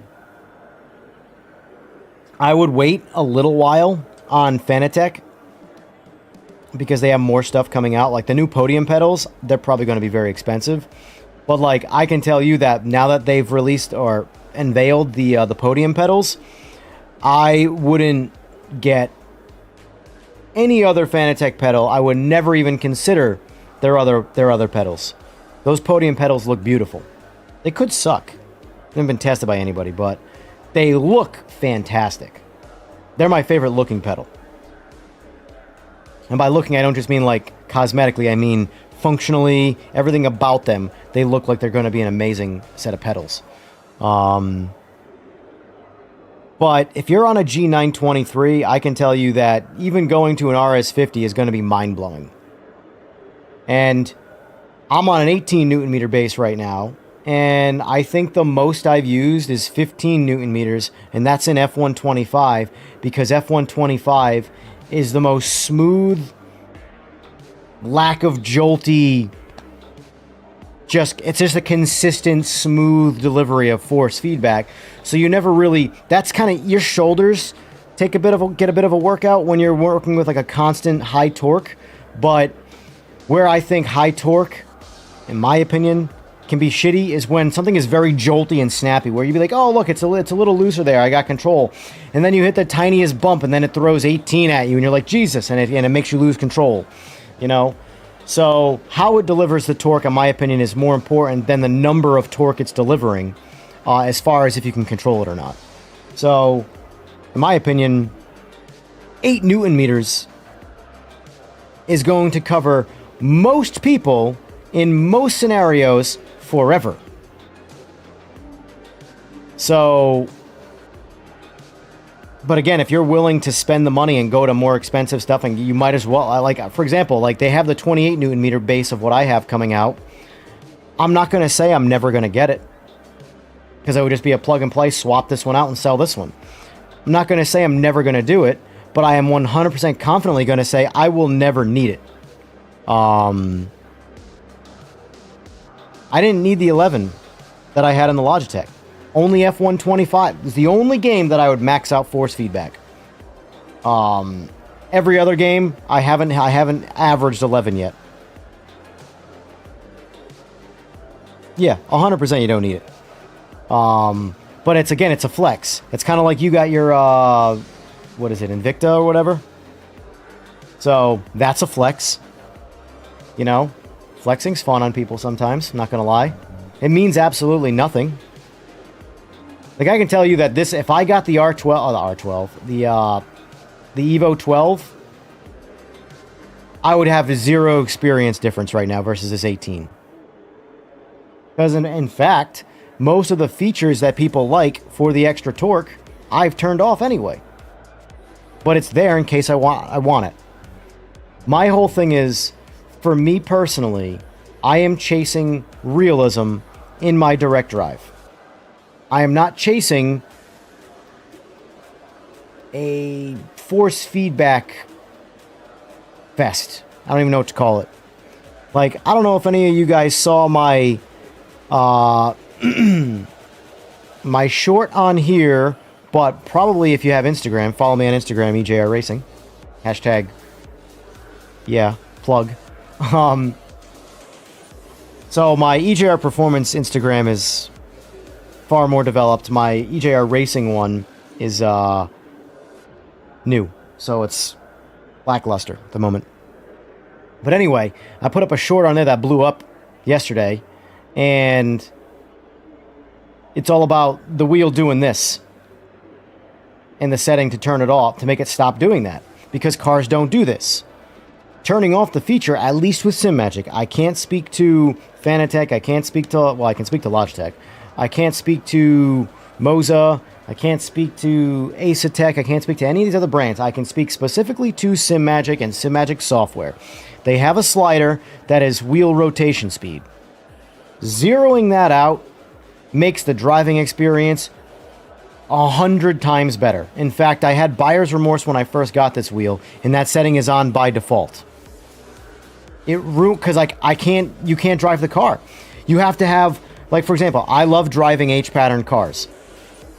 So you have to remove one hand from the wheel to operate the H-pattern, or sequential, whichever. The second, if you're in a turn and you got to shift a gear, the wheel automatically, it just starts doing this in your hands. And you have to put your second hand back on it to stabilize that again. And then everybody's argument for me turning that off is just turn on dampening. Like, do you not know the definition of the word dampening? What does that word mean?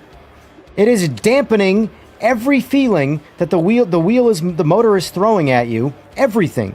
It is softening everything. It is fighting through a damper to make it so. Why, instead of just turning off the feature that makes the wheel oscillate, which, by the way, I found no positive for, not even drifting. I did try some slidey stuff. The wheel returns to center and helps you with that sensation off, or with that slider off.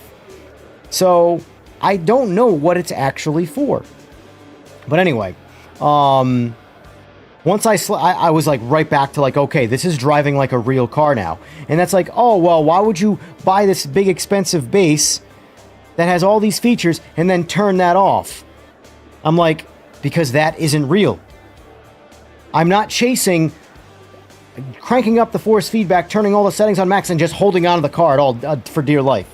I want to duplicate a real experience. Hence, all of this. But, I don't know. That was a bit of a tangent. Sorry. Point is that if you're looking at the 12 to 15, I would say is like perfect for. I want to get something that's going to last me a long time, and I'm not going to like ever outgrow it. Like Clippy said, you might outgrow 8. I know for me it wouldn't be enough, but it's only in very limited scenarios where the 8 wouldn't be enough. 18, I don't need. 28. I don't know if there's any scenario I would ever need that for, unless I'm trying to duplicate crashing at 200 miles an hour. Which at that point, I'm letting go of the steering wheel anyway. So, that being said, I would say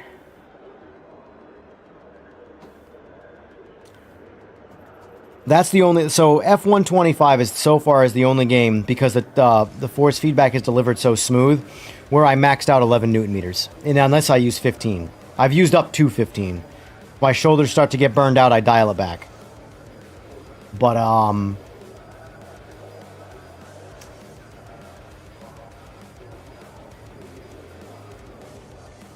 I recommend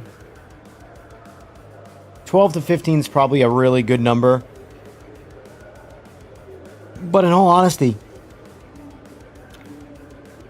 I would literally, at this point, at that torque level, I would look at all of them and judge them on their customer service and what the products look like your favorite wheels and stuff like that. Because they're all good. I can't in good confidence say one is better than the other. I can't. They're all good. All right. You guys thinking more questions? I'm going to run this race quick. This car is a lot of fun. And I'm going to use it with an H pattern. Probably going to crash and die. This car's got a lot of force feedback too. Like a lot.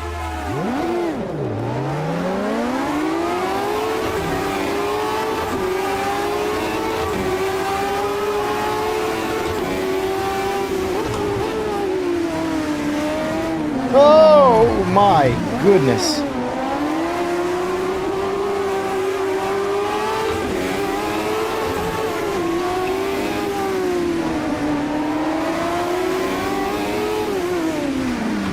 Jesus.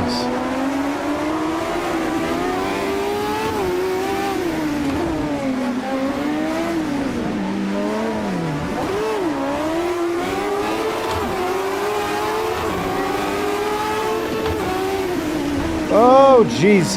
This car, I will say this. This is one of those cars where if one of your rear tires just kisses the dirt ever so gently, you're going for a ride.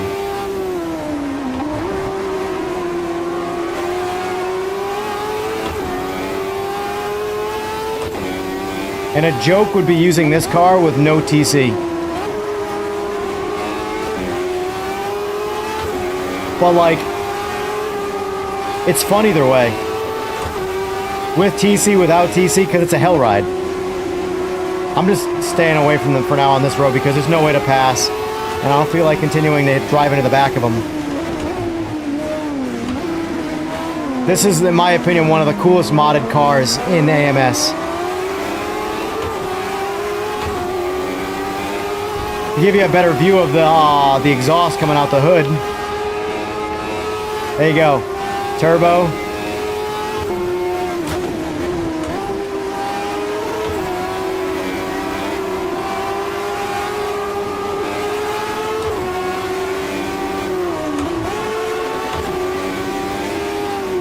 Alright, I'm getting in the pack here. Excuse me.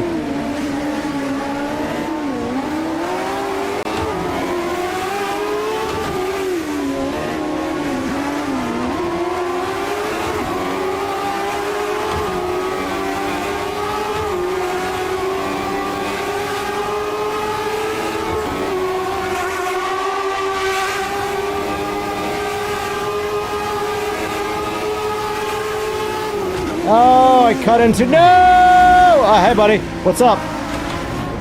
Oh, did I catch it? Did I save it? Good enough. We're still in the race.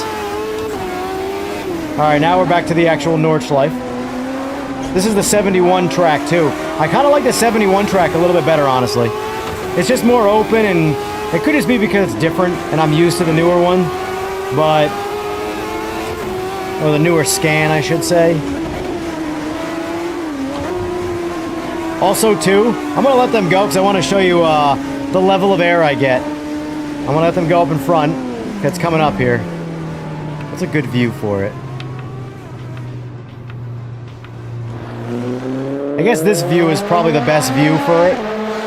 But we'll go with this view for now. Just for this spot right here. So it's only particular to the 71 course and this car so far that this has happened.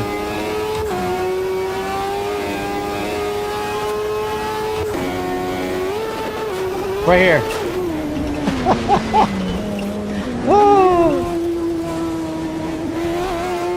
This car pulls a Jan Martinborough.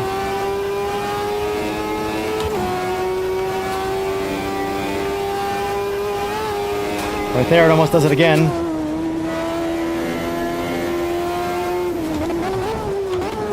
Oh, come on, come on.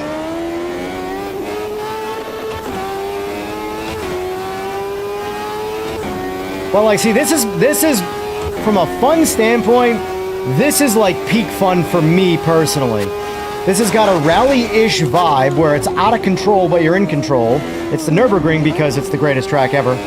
And it's a car that is just purely a hooligan car. Oh, helps the shift. But everything about this is just fun to me. I see if I can catch up to the pack. I don't know if I'm going to be able to because they're probably way too far out in front of me now. Whoa.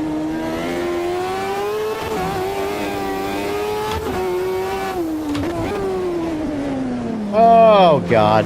We foobarred it. We're not going to be able to catch them. Well, there's...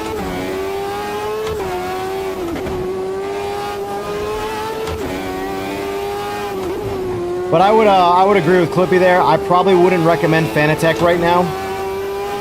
They've got a lot of work to do as far as catching up from a customer service and good graces standpoint. I don't think their products are bad, but the problem is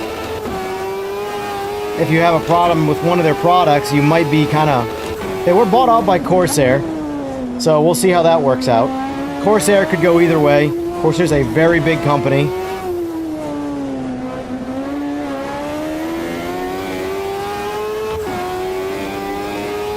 They got ruined during COVID. Yeah, COVID messed up a lot of companies. A lot of the smaller, like the mid-size companies, I would say.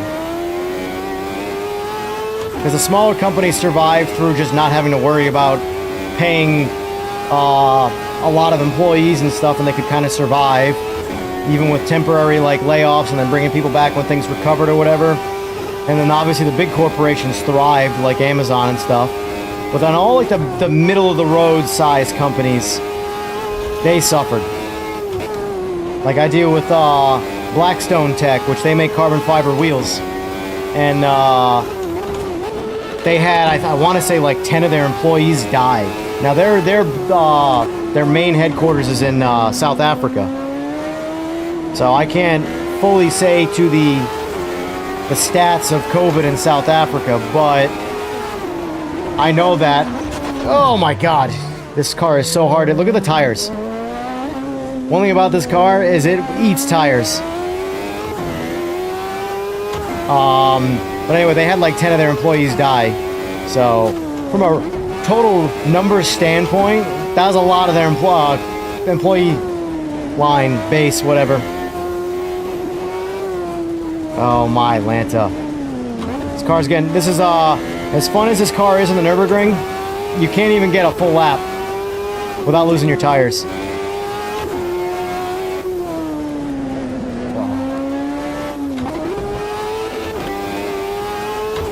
The Ford GT that's in this game is like that, the modded one.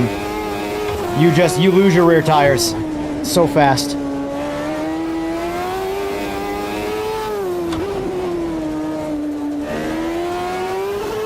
It's weird too that it's all the front tires. You would think all the spinning this thing is doing, the rear tires would be cooked.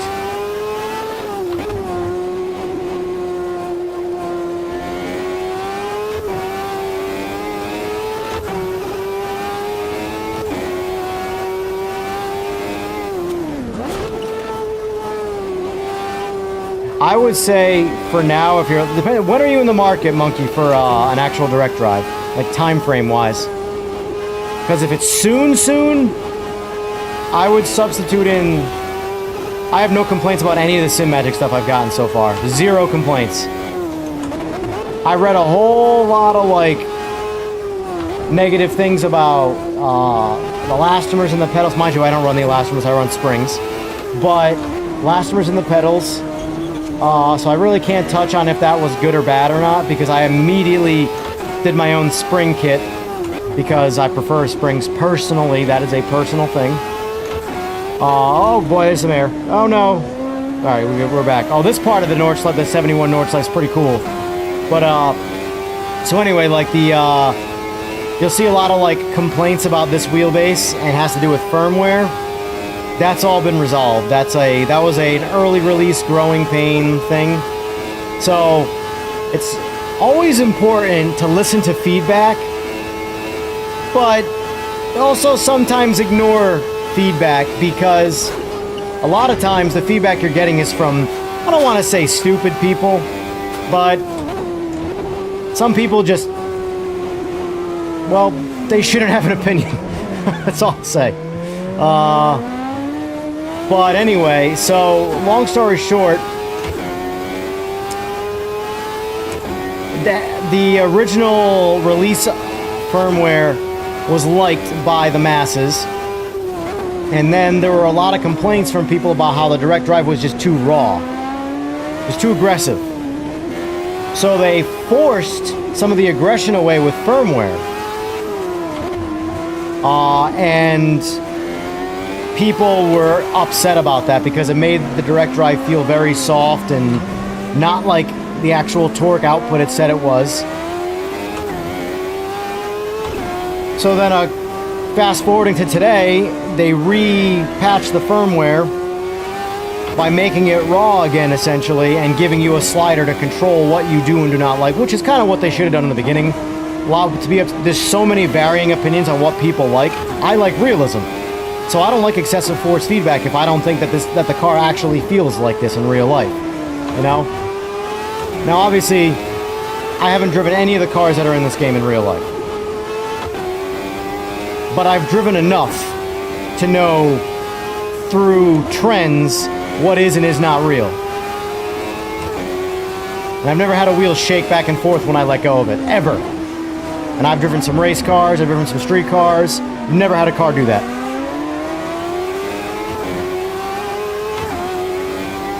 Even if like you tow in the front wheels really aggressively to the point where you're going to chew up tires very, very fast, the wheel doesn't jolt back and forth like that.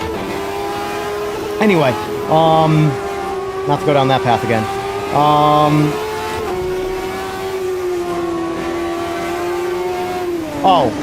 I would substitute Fanatec for simagic. I think their peripherals, everything, their pedals are incredible. The wheelbase, I mean, I have 0 complaints. It's a wheelbase, you know? I mean, like, there's a lot of, like, hype that goes into wheelbases. They're all good. Like I said, a lot of the features that this one's known, the Evo Pro is known for, I have turned off. It's trying to generate things that I can do with my butt kickers and stuff like that. I just don't, from a sensation standpoint, I don't need those features because I have them generated by other devices that, in my opinion, do it better. But as far as the wheelbase goes, yeah, it works great. It's 18 Newton meters. It does what it's supposed to do. The SimPro software, no complaints about.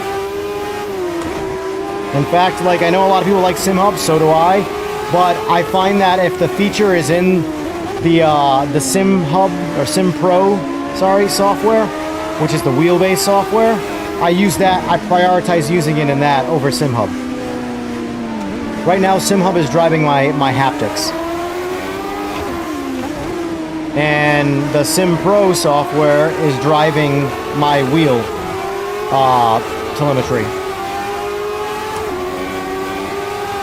But the auto switching and stuff is nice. Like, oh, I forgot. I already forgot. Back and last.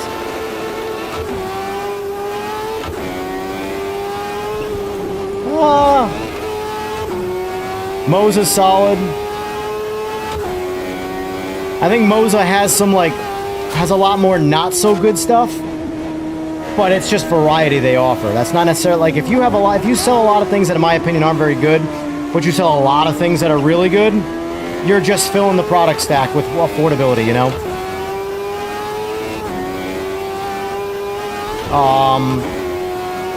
But right now, this base costs what the Logitech Pro wheelbase costs. So you're looking at $700 for each one. So unless you want the compatibility of Logitech, and True Force, listen, a lot of guys who have never experienced True Force, they are missing something. It really is really good. I wish I still had True Force, but it delivers rumble strip effects so good into your hands.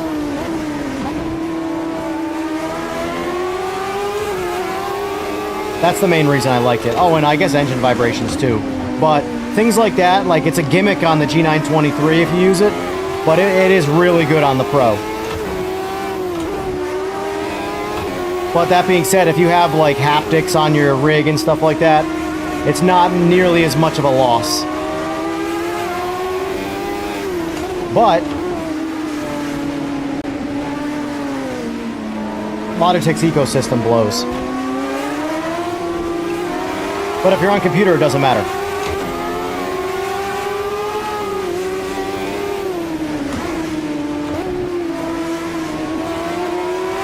Like before I got this wheelbase, I had my GT Neo simagic wheel with the adapter on my Logitech base. Worked fine. Worked flawless, actually.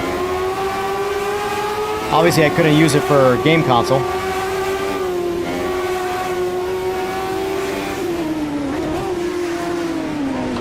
Let's see what I'm saying about the AI, though. They're on the worst they can be. The absolute worst they can be. And they're way faster than they would be if we were using a non-modded car. If we were using like a pre-programmed game car. They wouldn't be this hard to beat. Like, I'm running this guy down now. Finally. But this is only the number 17th guy. And it scales.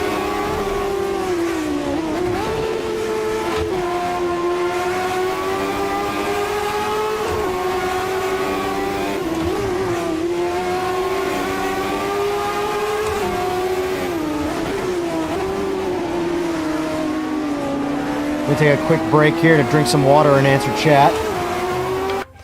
Alright, so John Erickson, this console player anticipating what I hope will change the dismal state of simulation racing games currently available on our platforms.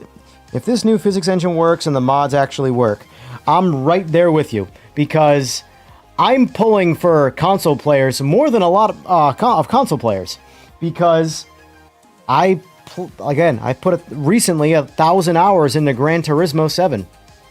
So like most of my friends aren't a diehard like me that has, you know, an expensive computer build, an expensive rig, but they like racing. You know, a lot of my friends come from real racing, you know? So we like to get onto, you know, our video game or our sim or whatever, however much effort we're putting into it. We want to lay back and have a good time and racing because we like racing.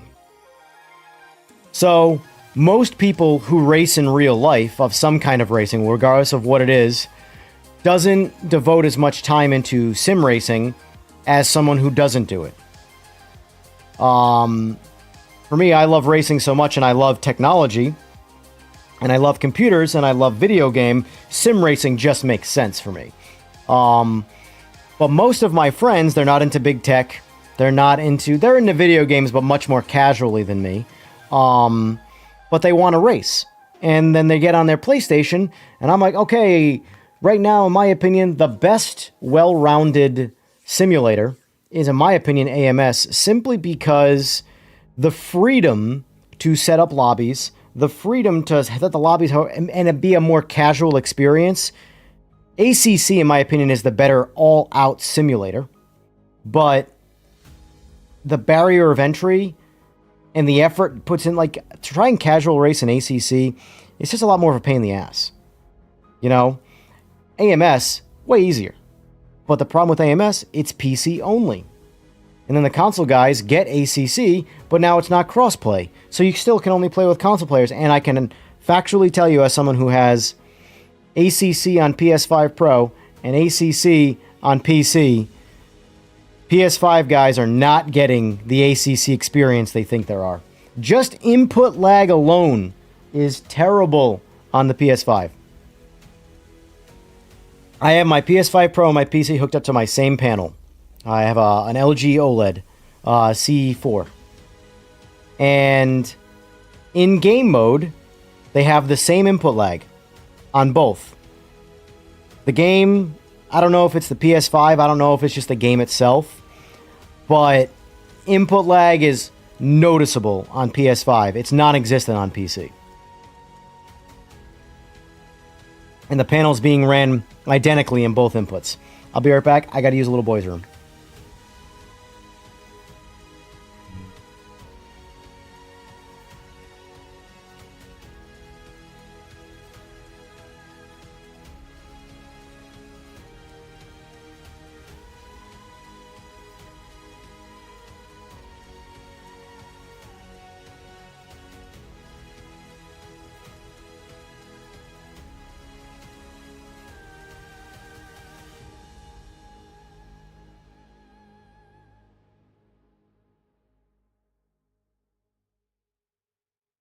The pot party, the trippers, the grasshoppers, the hip ones, all gathered in secrecy and flying.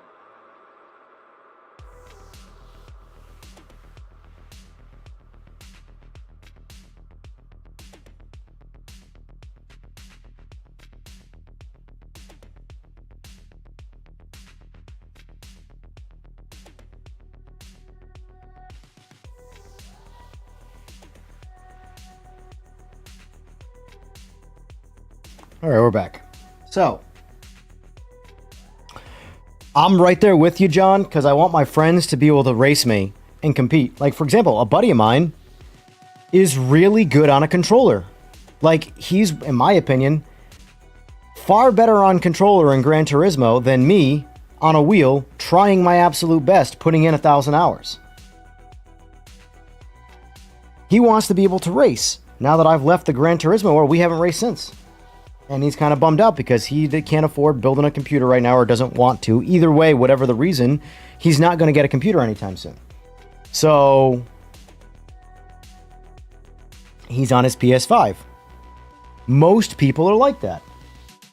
And I think Project Motor Racing is in a very unique spot, in my opinion, to take a lot of everybody's players and viewers.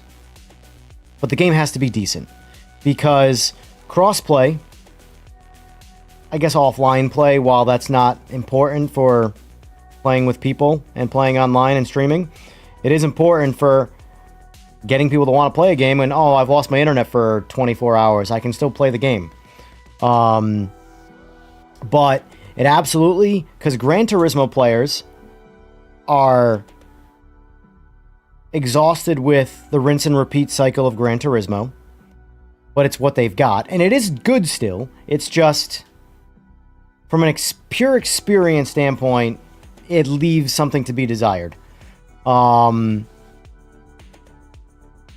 then the simulator games, the die-hard simulator games, they're much better racing experiences, but the game itself lacks everything else that Gran Turismo has.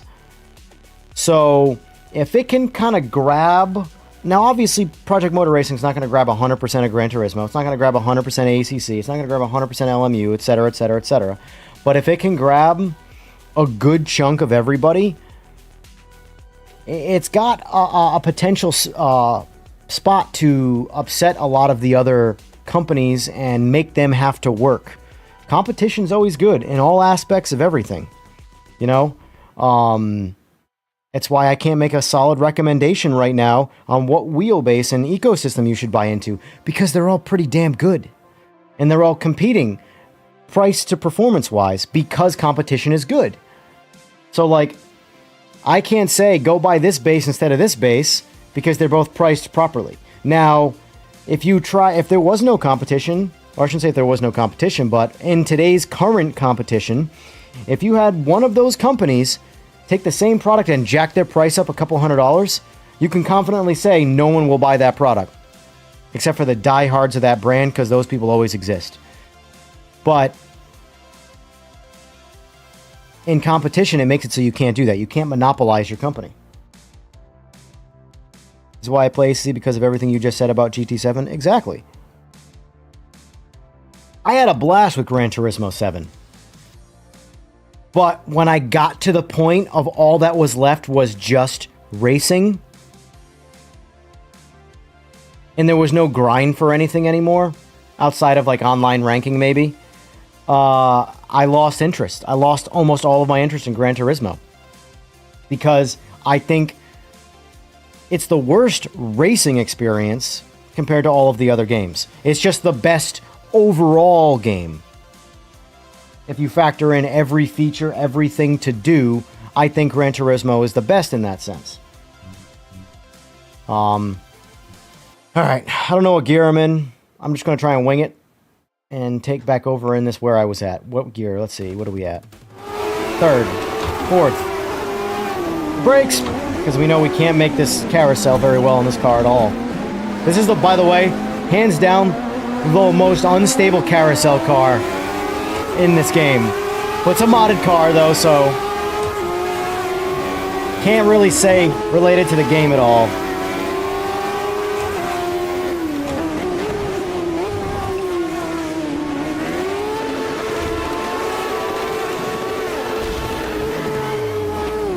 I want to start over anyway.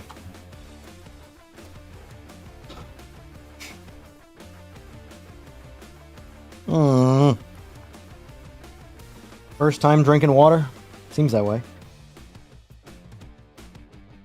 But what I can tell you is that I'm doing a literal countdown of Project Motor Racing, and I'm going to be streaming. So it's coming out next Tuesday. I'm going to be streaming it next Tuesday, even though it's not on my schedule. I'm probably going to stream Monday, Tuesday, Wednesday, maybe even Thursday and Friday. It depends. If the game is addictingly good and it pulls me in, I'm probably going to stream every day next week.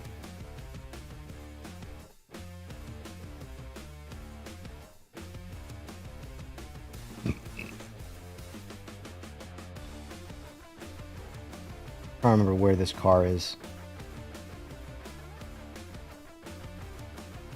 I think it's right after the formulas. No, stop it. Stop it. Alright, here we go. What do we got for liveries?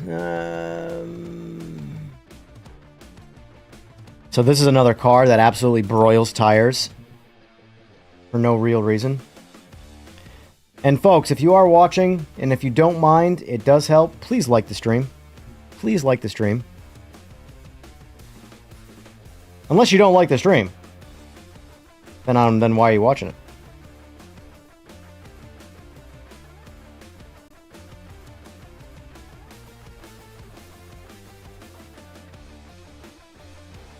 Alright, what track do I want to do? Because well, the Nürburgring is fun. That car's tires will not last. Let's do more Sebring. Sebring's fun, and so Sebring's an interesting track because it's a small, bumpy, terrainy track. It's a track I want to. It's in Project Motor Racing, but this is a track that I have virtually no experience with. That I want to get decent at. So let's do that.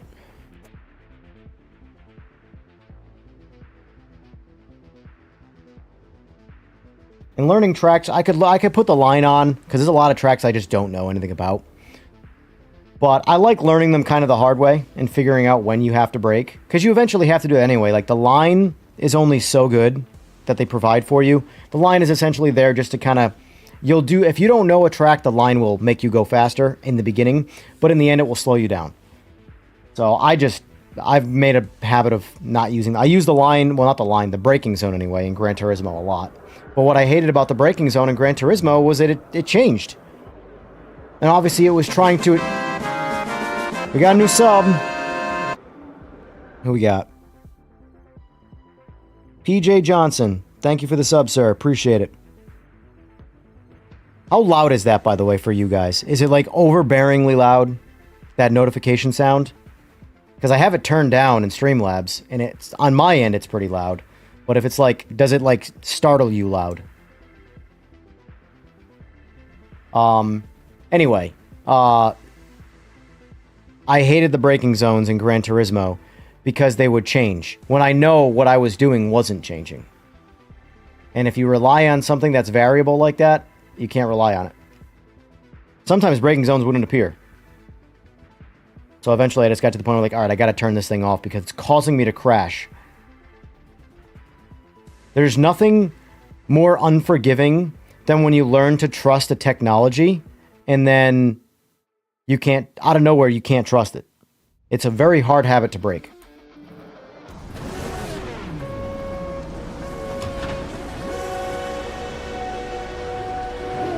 This is a fun car, but we are going to crash a lot on this track with this car.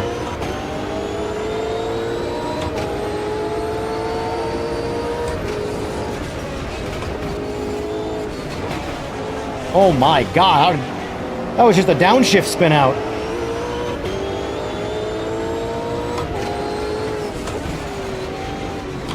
This is an example of one of those cars where you kind of want to bump stability control. Because it's got... So this car is hard to drive with full assists. But again, it's a modded car, so... What I've definitely learned is that the modded cars in AMS all are harder to drive than the pre-programmed or the official developer programmed cars. That's another thing. Project Motoration is going to have modding. That's big.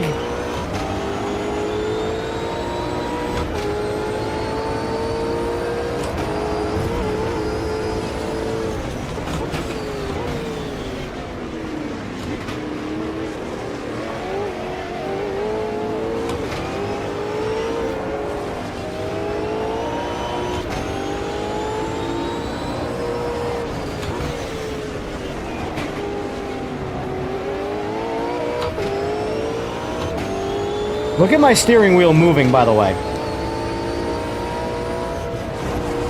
I have that wheel rotation, Jesus, turned off completely because to make the driving experience better. And the amount of people that were like, why would you turn that off? Now you have no force feedback and oh my god, you've turned it into nothing. Like, people are so strange.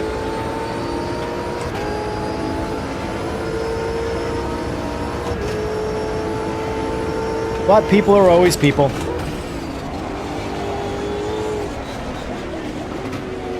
Big bump.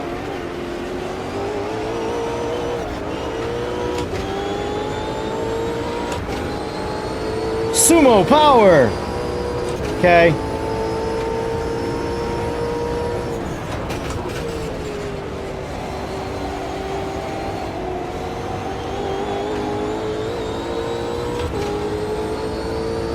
Oh, whew. I don't know if that was luck or skill or maybe a little bit of both. But it was definitely a puckered butt cheek.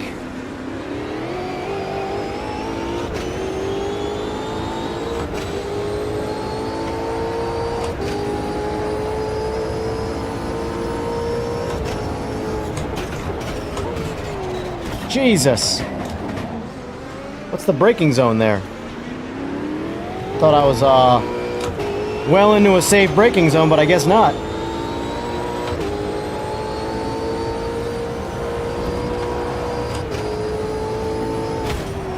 Ah, that was all me looking at chat. Oh, no. Sorry. Oh, it's Sumo Power again. How you doing? Welcome back. You sure you want to be near me? I'm kind of, not the safest driver at the moment. Well, there's my first warning.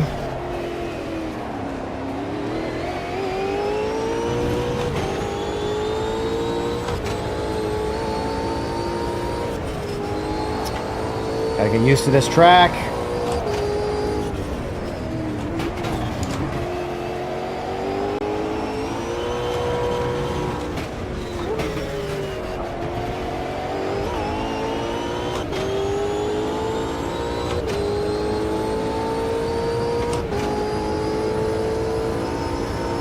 Need a nitrous button still. That's one thing that Gran Turismo has that I do very much miss. And I don't think Project Motor Racing is going to ever get to it. AC Evo might do it, but Project Motor Racing it's not going to happen. Streetcar modding. I really enjoyed with my friends messing around with street cars and modding them to see who could dominate by modding cars and stuff, and it was never balanced, but that was the whole point. It removed the whole, okay, these are equal cars, let's see who's the better racer, and let's see who's the better modder slash racer, you know? But that is an element that's only really able to do in Forza or Gran Turismo, and Forza makes it almost impossible because of their in-game currency system that's just... You gotta put 1,000 hours in to be able to fully build one car. It's not worth it. I'm exaggerating on the hours, but you get the point.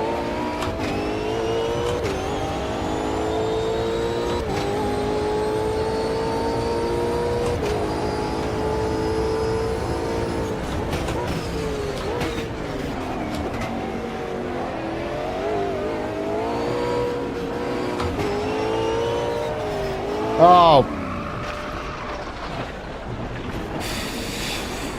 Get me back out there!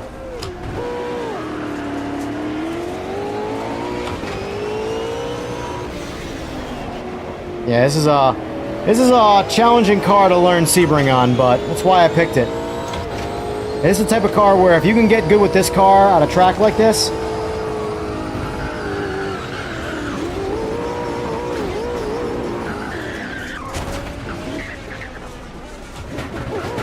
then you can pretty much get good at any track with any car. Oh my god, it just won't stop spinning. Oh, Jesus. Oh, God. Okay. Just okay. You good?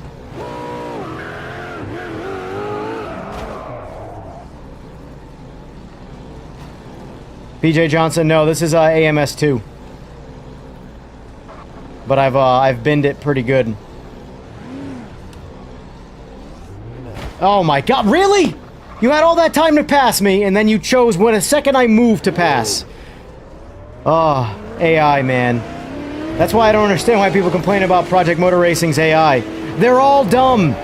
All of the AI is hard. Yeah, my tires are done. My tires are absolutely done right now.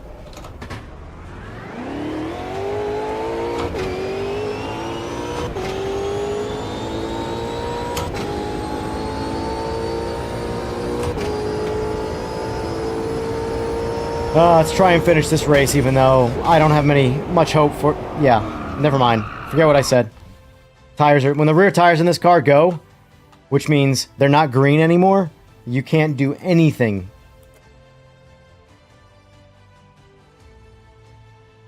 Yeah, I could have pitted, but there's no fun in that. Plus, this isn't serious stuff. This is just having some fun practicing. Alright, let's pick a different car. Oh, you know what's a fun car? It's slow, but it's fun. This guy right, yeah. Alright, let's bump the AI a little bit though, because now we're back to a regular game. Regular car. Disabled.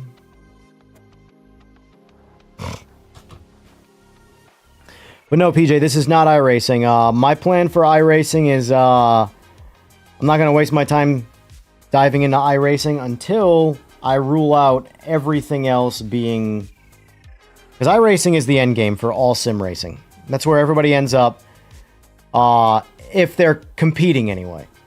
I haven't decided yet how far down the competition road I want to go with this, meaning fun is the objective. Streaming is also the objective. It's really hard to be super competitive and stream, because you're distracted by stream. You want to kind of put on somewhat of a show to be entertaining. And not to mention, having raced in real life is like, not cars like this, but I mean, in general, I've experienced a lot of real life racing. My focus is just having a good time. So, for me, Project Motor Racing is I think, the more fun path for me. But if it sucks, well then, that path is clearly shut. Or blocked, whatever. Alright, this car is nice and slow. Let's learn some Sebring.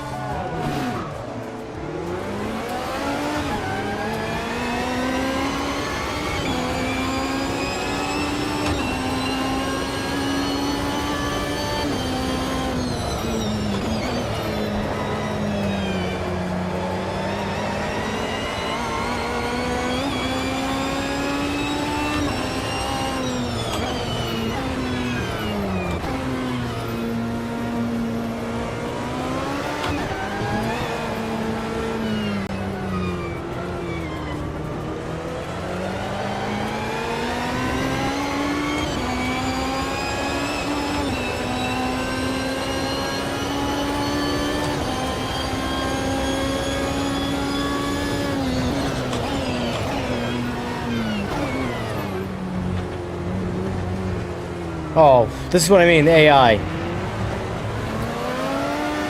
Okay, even if my line wasn't perfectly ideal for you, that doesn't mean you have to just continue on your line and drive through me. The AI can be aggravating. Oh! Red sun, get out of my way. Sick of looking at you back of your car.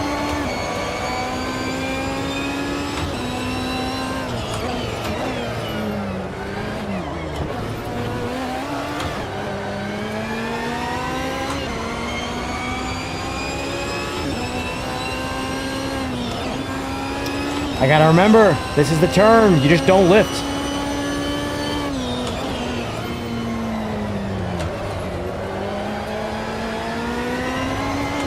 Oh my god.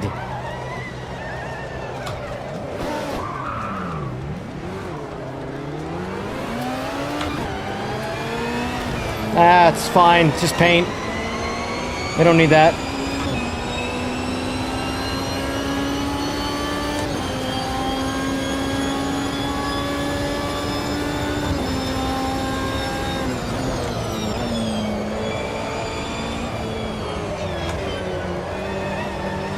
Well, outside action.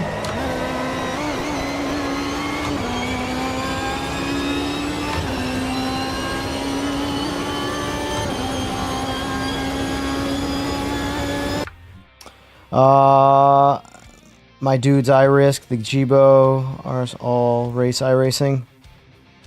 Yeah, again, it's one of those things where iRacing is the end game for sim racing competition. So if you want to be in anything in life, if you are the guy who I want to get into sim racing so I can be the next best thing in racing, real racing, you need to go to iRacing. That's just what iRacing is.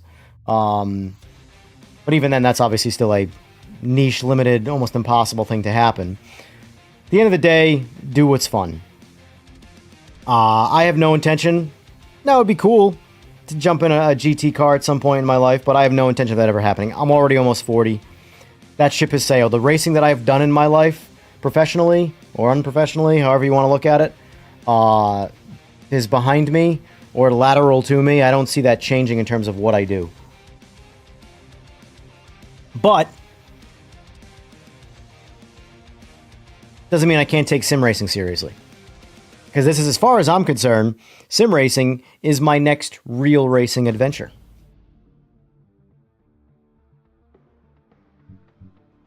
Even though it more so shines for people who don't have any ability to do any real racing, this is where to go. But again, I chase fun. And sim racing's a lot of fun. I'm still stuck on console with ACC and GT7 plus Logitech G920 belt driven. Just got into sim racing, but it's been almost a year. Yeah, sim racing is it'll take your money. It's addicting. This is my third wheelbase inside of a year so far. This will be my last one for a minute though. But like, as soon as I'm offline, I mean, like Sim Sport Gadget or Sim Gadget Sport, whatever they're called. That and like Etsy. This is awesome. So this is the LG remote. This is the 2024 and older remote. And this is a 3D printed bracket to bolt anywhere on your rig. Now I have aluminum extrusions all over the place here. And it's for this remote. Now it's that will rattle and drive me nuts, so I'm definitely going to have to like pack inside here with some kind of insulation, which isn't a big deal, just so this doesn't rattle around. But the point is that I'm just going to bolt this wherever I want. And my coffee mug holder is coming too. But this is what's great about a lot of the sim stuff. The creativity from people throughout the world is incredible. So you can get all sorts of things. Anyway. Back to the race.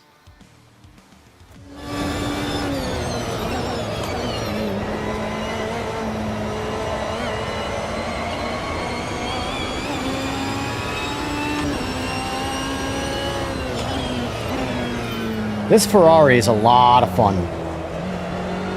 There are just some cars in this game that are just way more fun than others.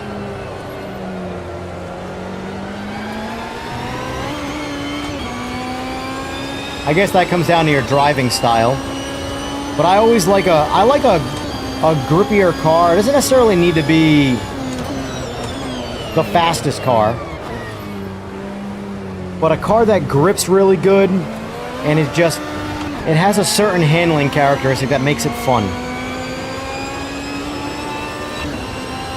Where you can kind of push it confidently, but you know if you get too confident, you're going to put it in the wall.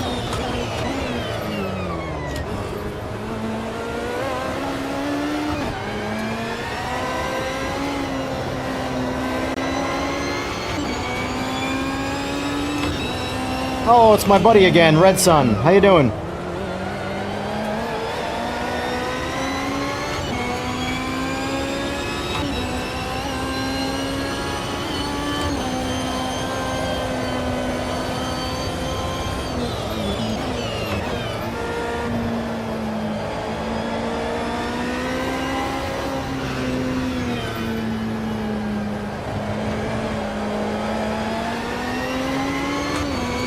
What are you thinking for upgrades, Mr. PJ?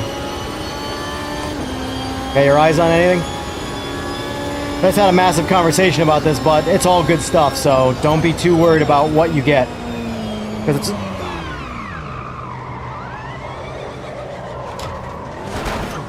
And we're dead.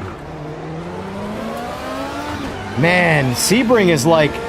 It's one of those tracks where it makes you confident, and then it kills you. I did not think I had any chance of losing it right there. And next thing you know, I was completely sideways, side-swiping the wall. It's going to happen again here, isn't it? My tires are good. Tires are good.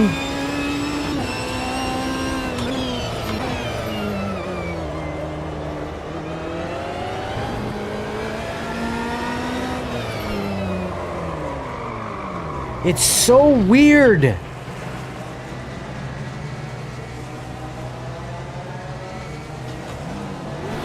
You think it's fine, and then it's not. Back in last place again.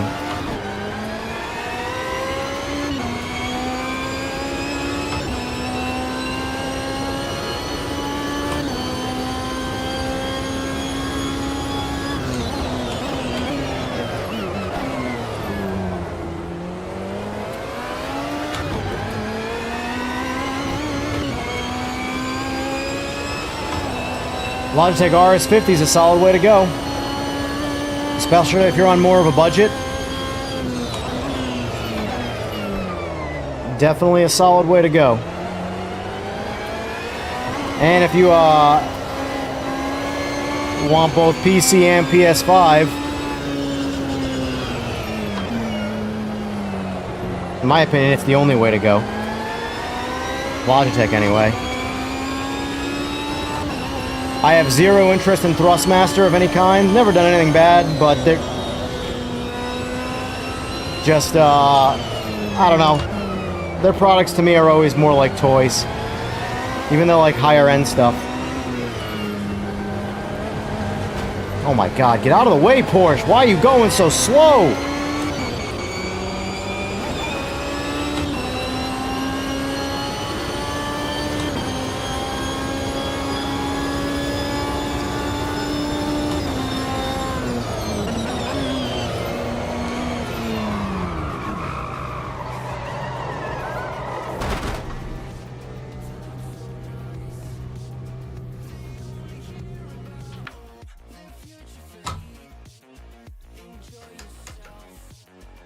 Yeah, I mean, 800 for the bundle's solid. It's hard to argue with it. I would say focus less on the wheelbase. They're all good. It's your peripherals that are gonna... Pedals are gonna be your biggest thing. Like, for example, I would argue get the RS50 and get the Pro pedals. I haven't used the regular ones. The RS50 bundled pedals, so they could be good, but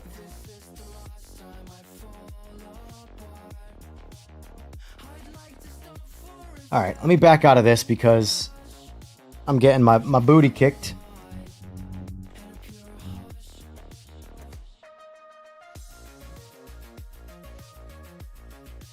Yeah, Thrustmaster, I mean, their stuff's not bad. It just...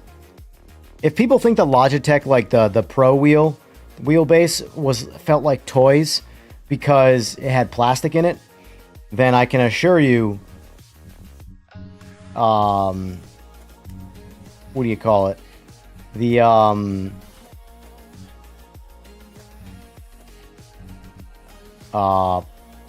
Thrustmaster stuff, he feels even more toyish. I'll be right back. I'm gonna run to the bathroom.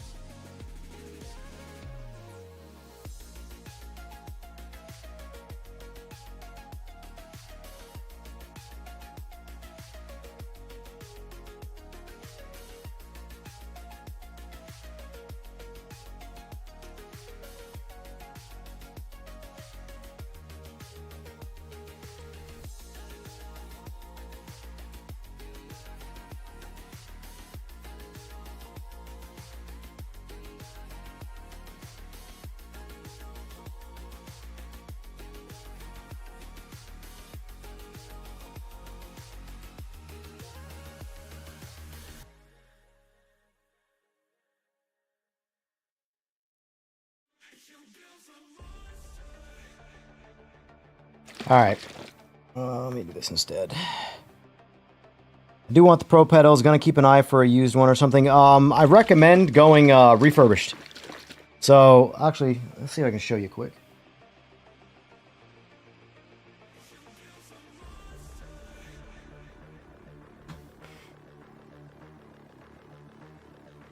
See if I can find them for you. Tech.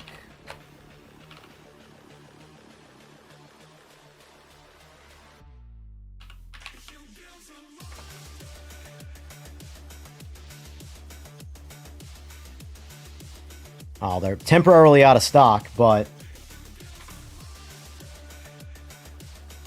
there you go right here. Save $100 by getting the refurbished ones. These go out of stock all the time, but they come back in stock because obviously it's a refurbished product. So you're not guaranteed for them to be in stock until they get one and they rebuild them. But I can tell you, I bought 2 sets of these. One for myself, one for someone else. One brand new, one refurbished. You couldn't tell the difference. I don't know if they're replacing all of these surfaces with fresh materials, but that's an option for you there too. It'll save you $100.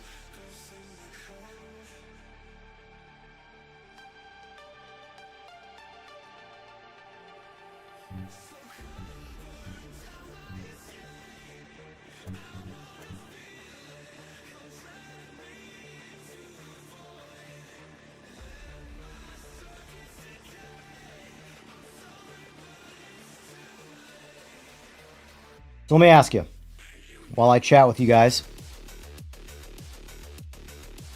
which championship should I continue? So these are 2 classes of cars. I'm looking forward to Group C more than anything else in Project Motor Racing, but these are 2 tournament or championships that I started. I've only done the first race of each. Got your McLaren 720S GT3 car for the GT class. Or GT3 class.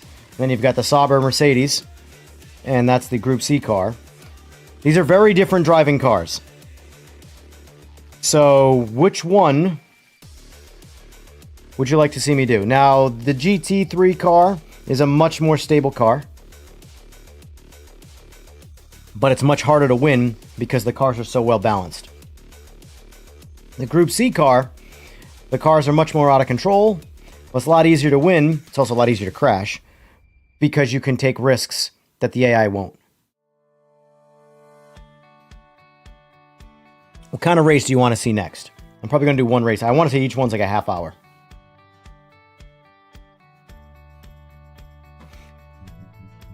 Comment below.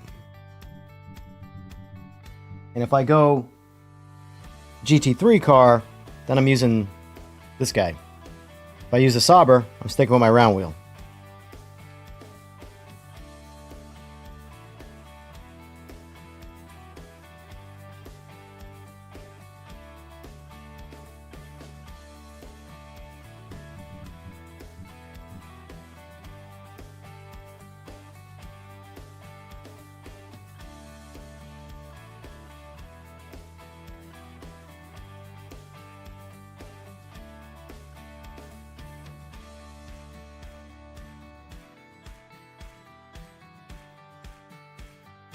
Come on, chat.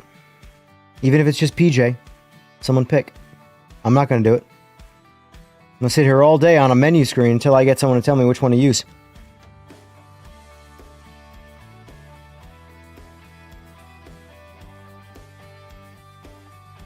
And not a problem, PJ.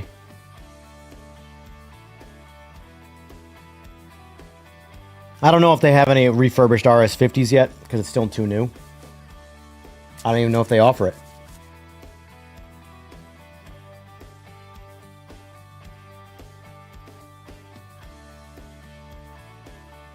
Let's go GT wheel. Got it.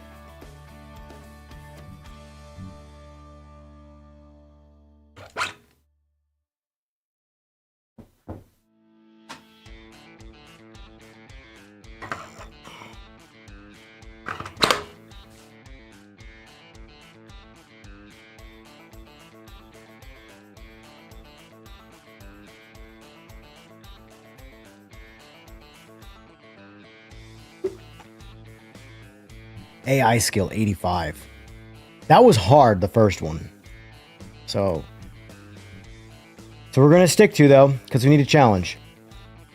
So I got first place in the last one, but it was a battle with this second place car. I mean, like, it was a battle. I pretty much dusted the rest of the pack relatively easily, but this guy, it took me, I think, 25 minutes to get in front of him on a 30-minute race, so we're going to find out.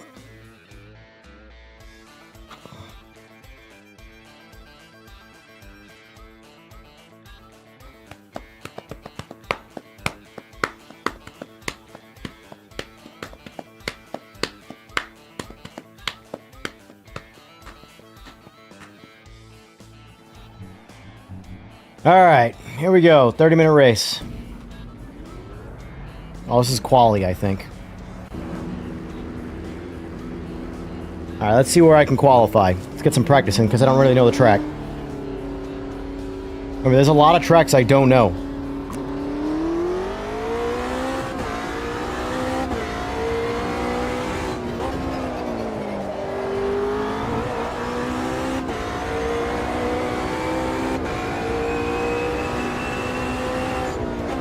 Whoa, whoa, whoa, okay. Wasn't expecting that.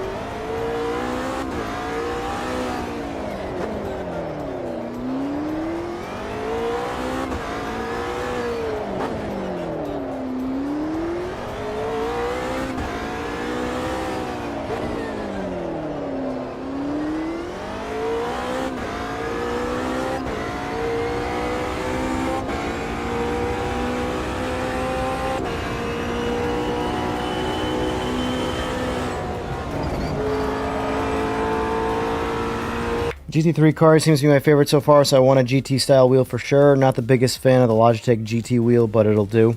Yeah, I don't blame you. Don't blame you there. I had it. It leaves definitely some room for improvement. The new Formula wheel doesn't look bad, although it looks like it's probably got the exact same grip and stuff. God, this is a challenging track. I do not know this track whatsoever.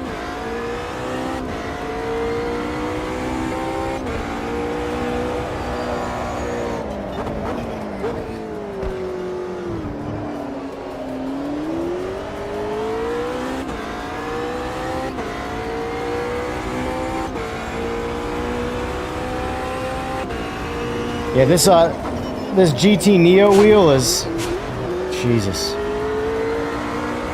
Awesome. Hands down, I love this thing. If I'm trying to like race to win, this has been my favorite wheel so far. A round wheel, you need a good round wheel at all times just because there's so many things that a round wheel benefits you for.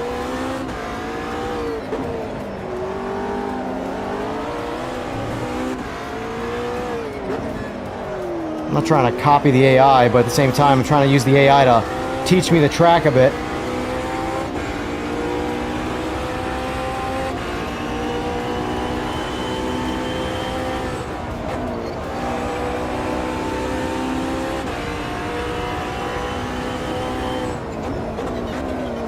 Yep, definitely should have braked when the AI did.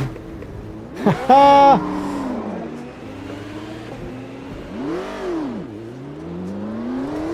Alright.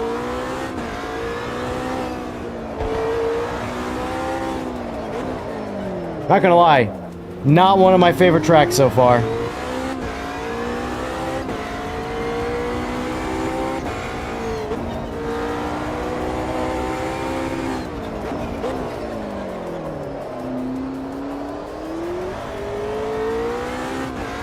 Want to see something quick. Want to see if the feeling that I'm feeling in the wheel goes away when I change this setting. Put that back to 0. See how that feels.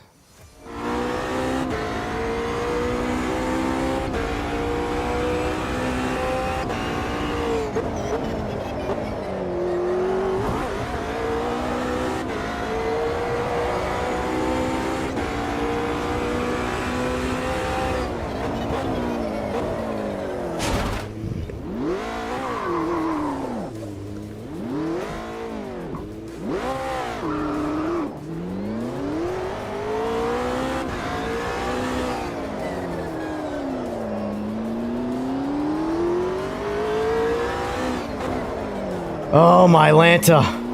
This is a very unfun track.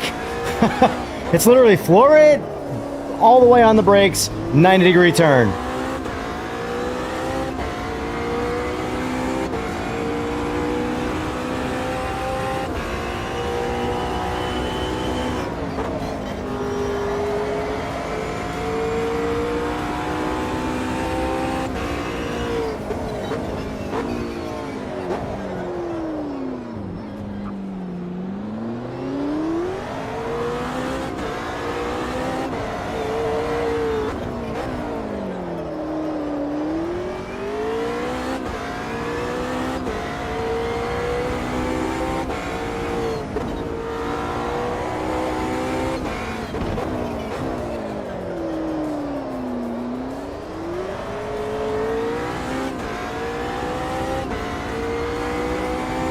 Yeah, I just wouldn't go Thrustmaster, honestly.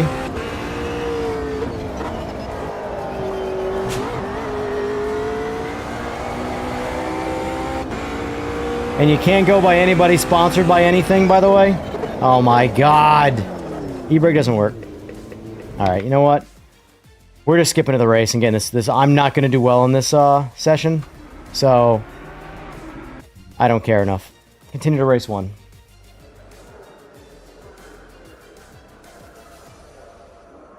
If I practice till I'm good at this track, we'll be here all day.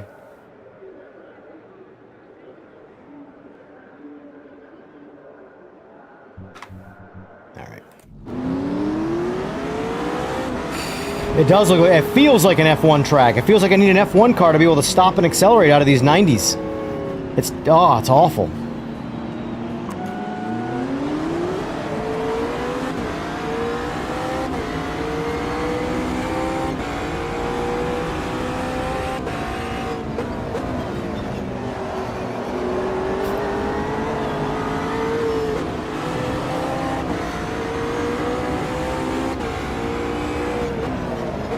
Oh my god, these medians. Mid-track sausages. Good thing is about following the AI when you're doing it like this. It's harder to miss turns because you have to stop to not hit the cars. But when you're out in front is what I'm worried about if I get there. Oh my god, these are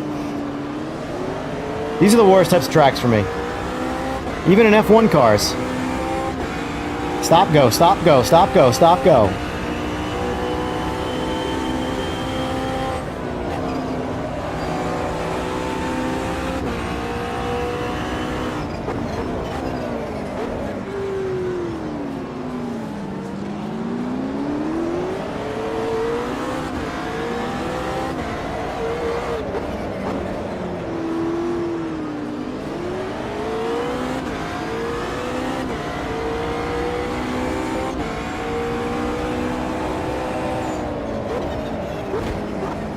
Well, see? Don't have to worry about hitting the walls when you have the AI in front of you, so you can hit them instead.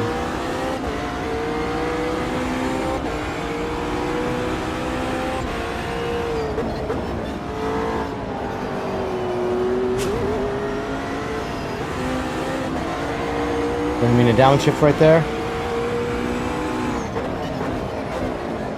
I want to go wide there every time, but that damn sausage is in the way.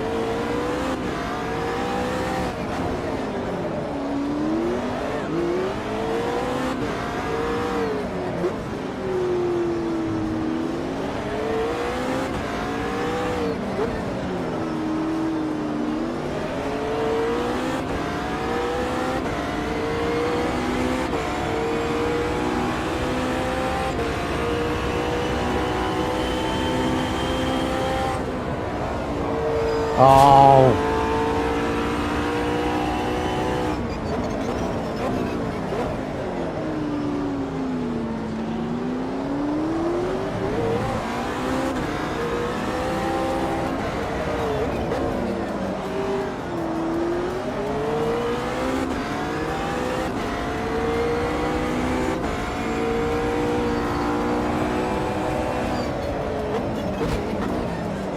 Sorry.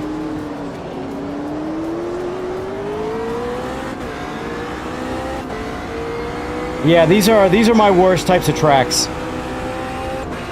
It's funny because I absolutely love the Nürburgring. It's the best track ever made. It's fun to drive. It's crazy. It's pure chaos. And then there's this track that just, you're doing just as much trying on, but you're bored. Like, I don't have an incentive to ever drive a track like this unless the game forces me to, like it is right now.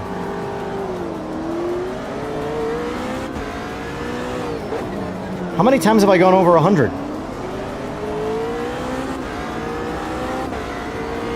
Alright, so this straight, we definitely get there.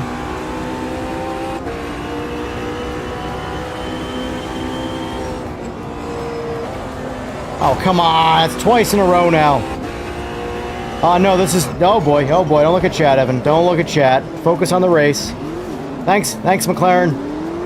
Thanks for the assist. I appreciate that, buddy. That's a wall. Don't go that way. Oh, I hate this track.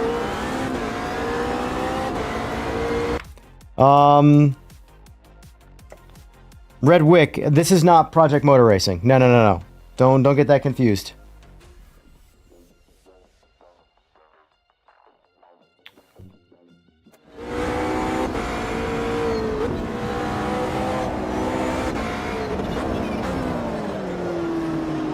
But this will be like very similar to what Project Motor Racing is, I think anyway.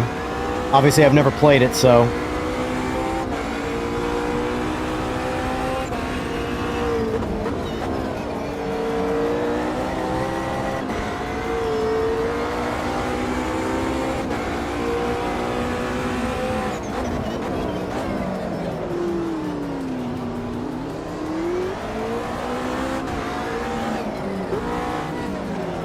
Oh, nope, nope, don't pit me, you...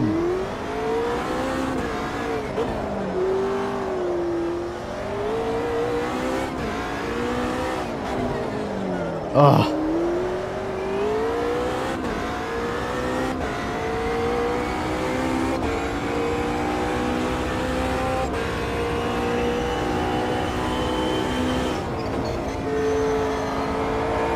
That was excessively slow right there. I think it's faster to hit the wall.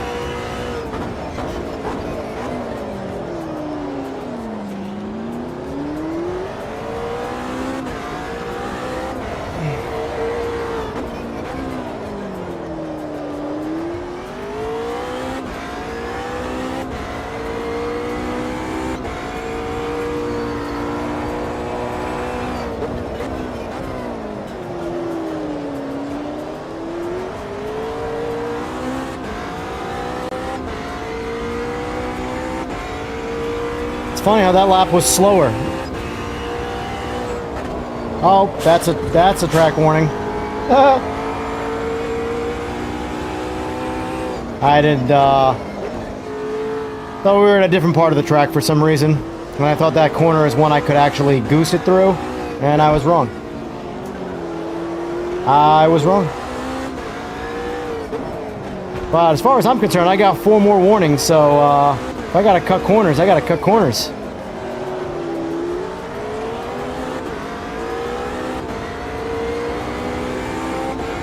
I mean, it gave me 2 seconds.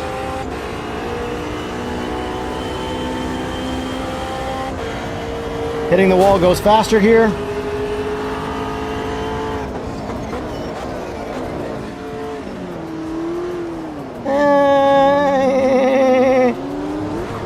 Little Peter Griffin or something.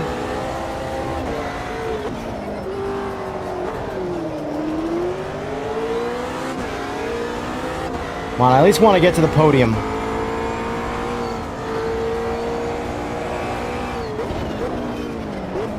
Oh, well, that's one way to do it. Maybe not. Wow, he recovered fast. That was impressive, AI. I'm not gonna lie. I thought you were facing backwards, and there you were. Okay, alright, I clearly pissed him off.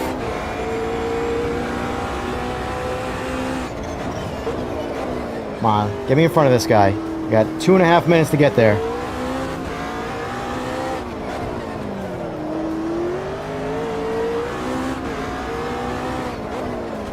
Ooh, that works. Dirty driving. Don't drive like that online, folks.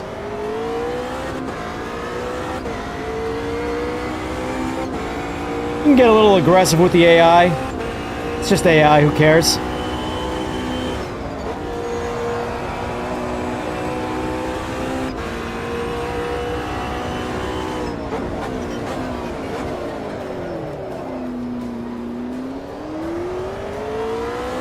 That's a decent turn. First time.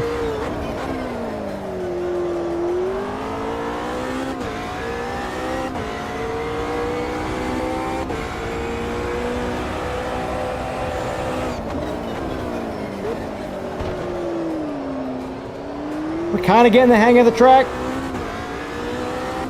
Still don't like the track, but we're getting the hang of it.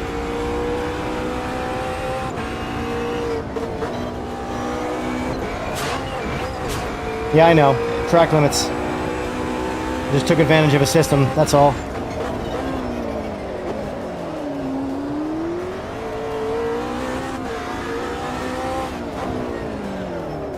That was bad.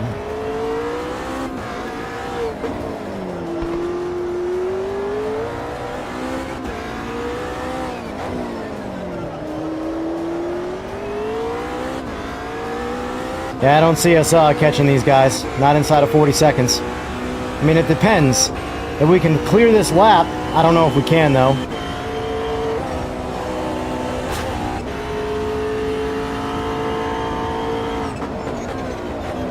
Nope, we fucked up. God damn it. Come on! Jesus! I was gonna say, if we lose the podium because we can't get the car and to go back in gear.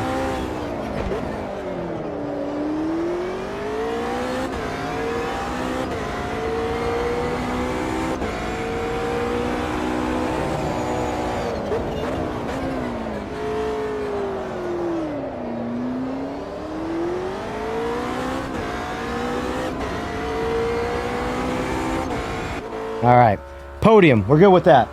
Get me off that track. Getting third place on that track, I'm way happier with than anything else.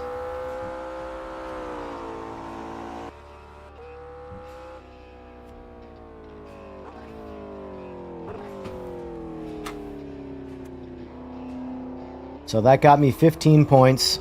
So I'm at 40 points. What's the total standings look like?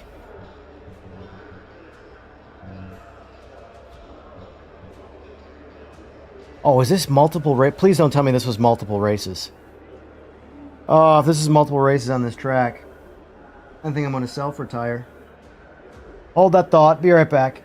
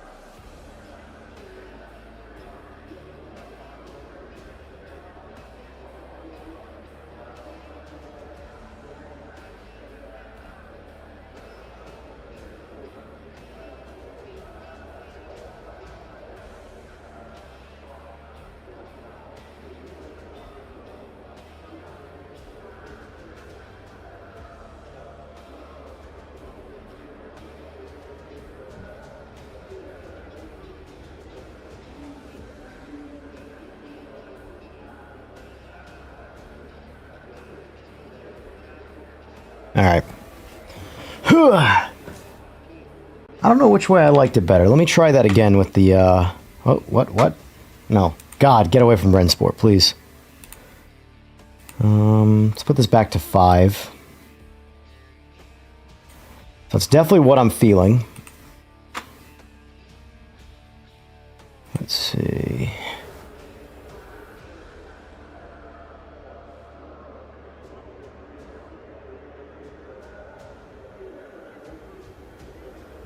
Alright. I think we gotta do this. Yep, same track again. Oh, I hate this track. 10 minutes.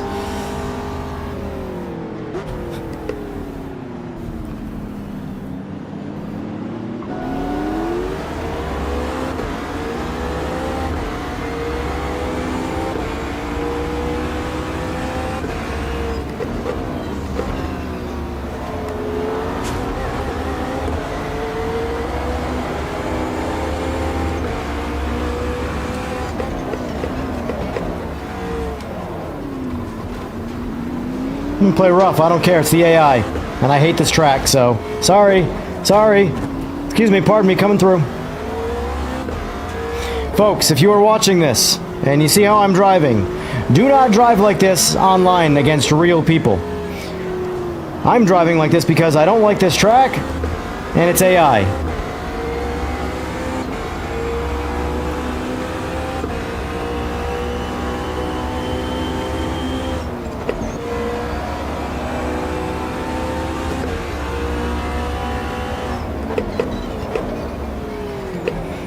What a sound, like the sound of the McLaren?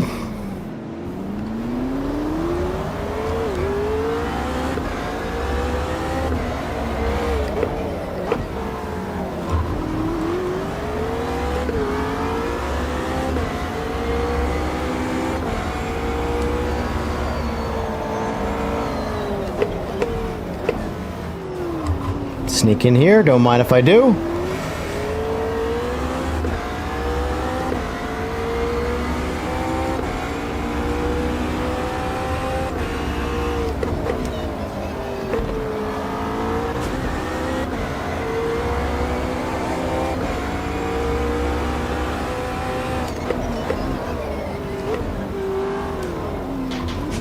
I was debating if I wanted to pit him or not.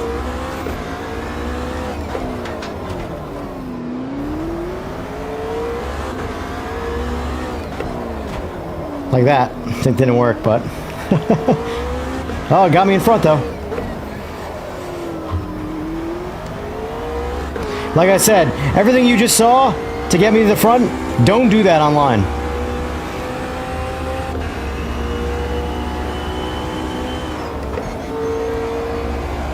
And don't do that turn like that either.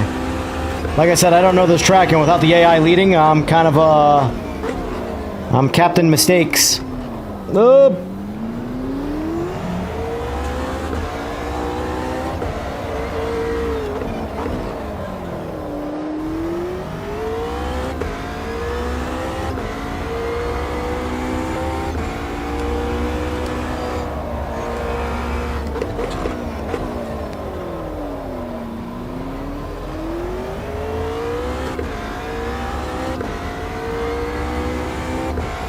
Alright, 7 minutes to stay out in front.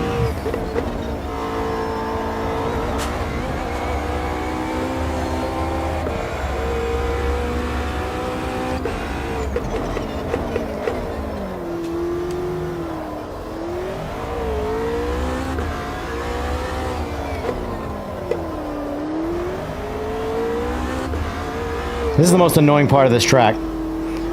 Sharp left, sharp right, sharp left, sharp right.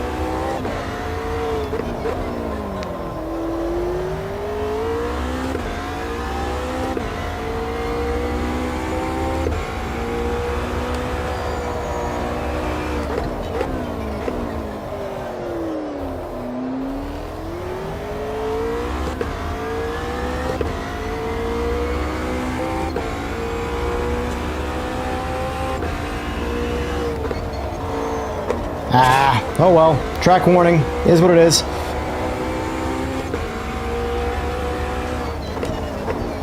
It's raining. It's raining. This will be interesting. Oh, Jesus.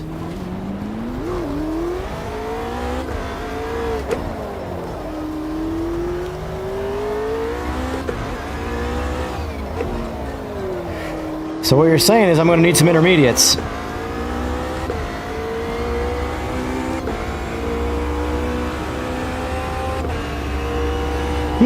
What's the play here?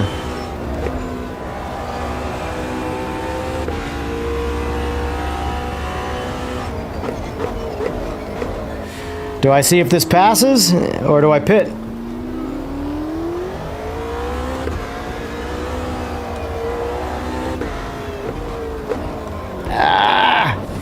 Might have to pit. I don't know.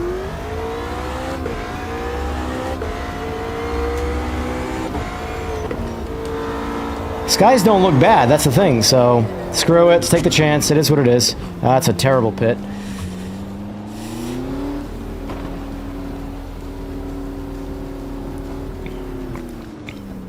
It's although now that I think about it,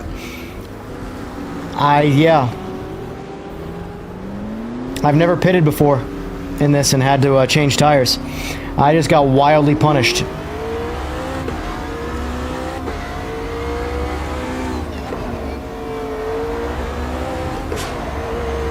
That's what I get for trying something different. Oh, that pisses me off.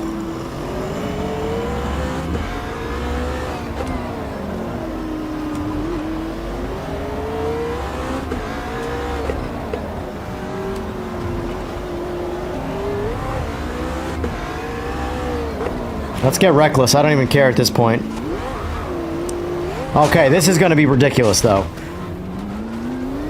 Oh, I've lost interest. That pit, like, broke me. I clearly don't have something on in the settings to be able to select my tires.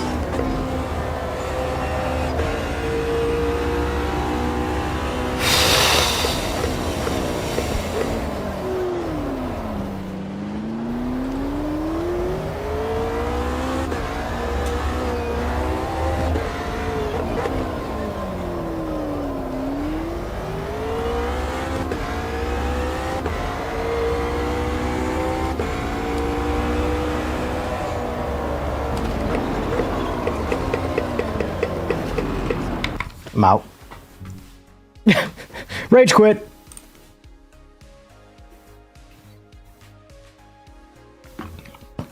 I completely checked out with that pit.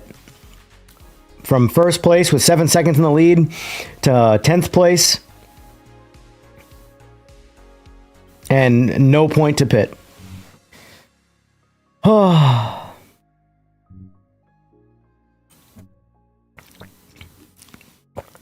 Man, that's a bummer.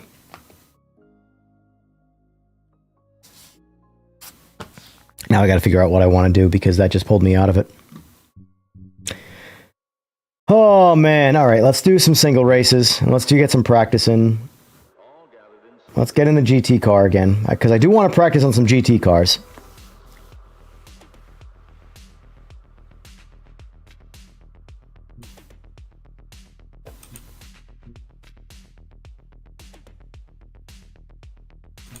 What's the difference here?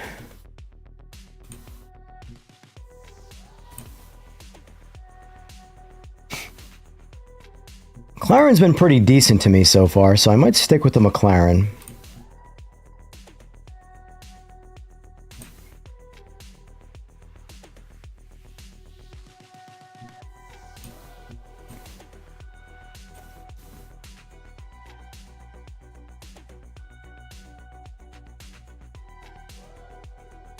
Since we're sim racing, we'll go with the Fanatec car.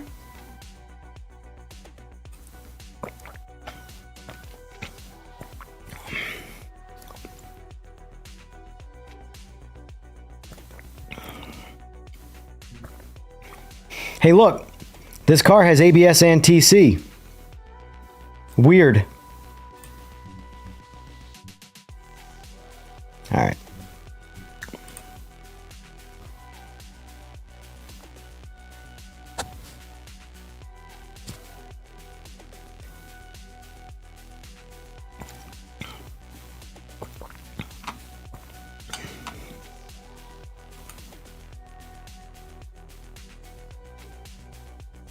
Go M4. All right, I'll go M4. You made the request.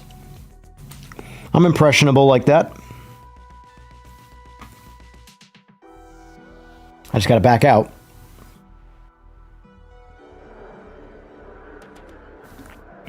I don't think I've spent much time with the M4. See how it feels.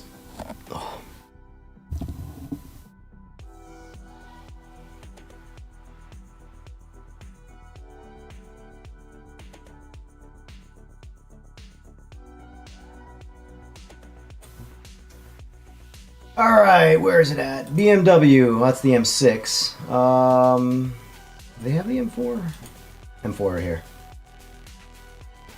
Gen 2.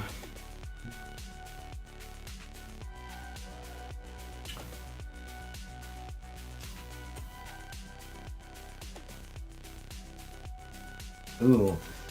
BMW colors or carbon? I'm liking the carbon. Liking the carbon. What do we think? Carbon or BMW colors? I'm leaving this one up to you there, Mr. Monkey, because, well, you're the one who told me to get in the M4, so.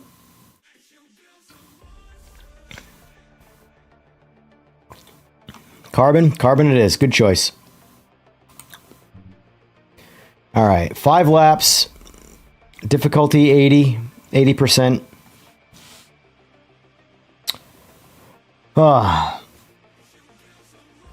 My bad. Sorry if the mic was overblown there. I realized it bumped up to 100%.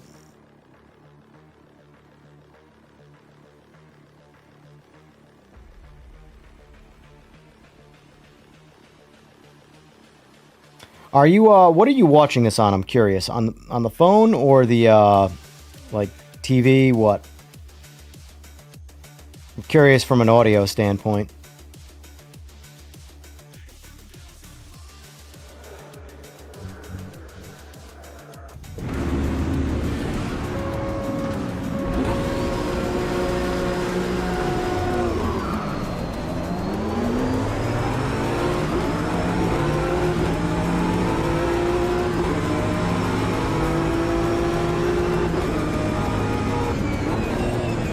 Yeah, for me, I found 100%, if I know the track, 100% is like a really good race.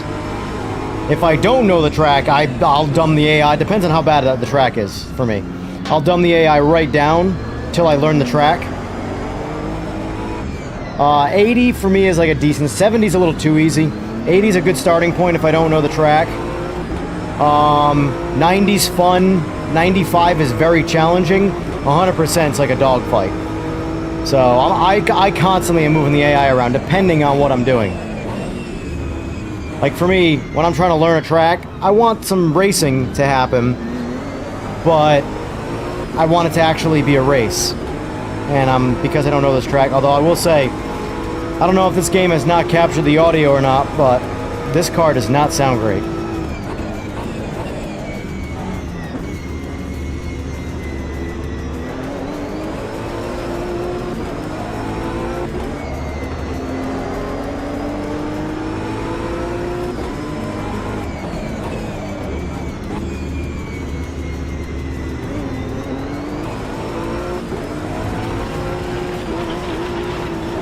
That's just from reading chat. Ignore that.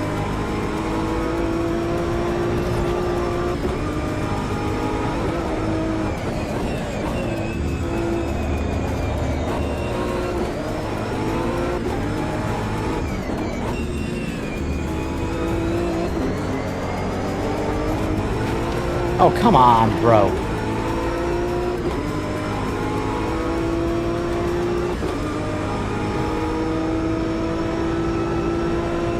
I'm not gonna lie, I'm not a fan of the sound of this car, like one bit.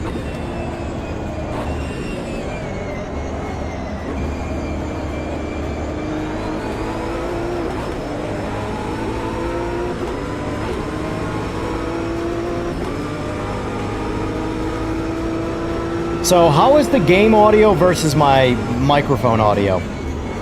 Is my microphone the dominating sound on your Mac? And also, too, this is me turning the mic down by just a little bit. Which sounds better? This? Or does this... Oh, not 100, that's too much. Or this? Ooh, too many things at once over here.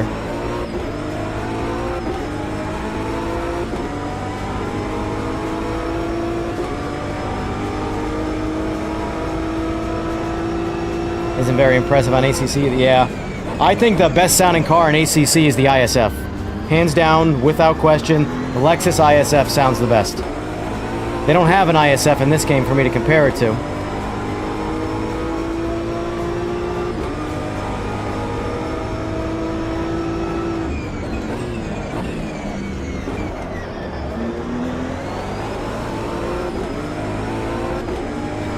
Another thing I don't like about GT cars, they're altogether just kind of boring. Like, I had a lot more fun with that Ferrari that they call it Milano, but to me that's a Ferrari F430. I think they're the same thing though. Like, this is just, I don't know.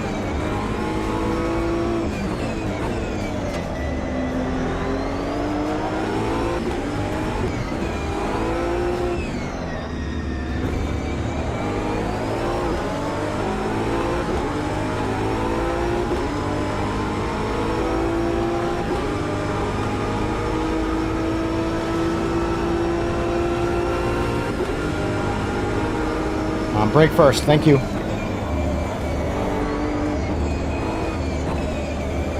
Come on! Those bumps right there, they're almost surprising every time.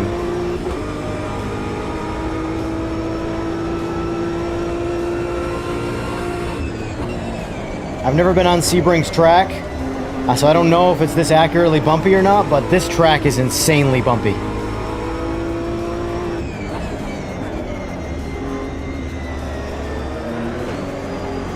But it's part of the challenge. What makes it fun is how bumpy it is. It adds a 3D landscape to the otherwise 2D track.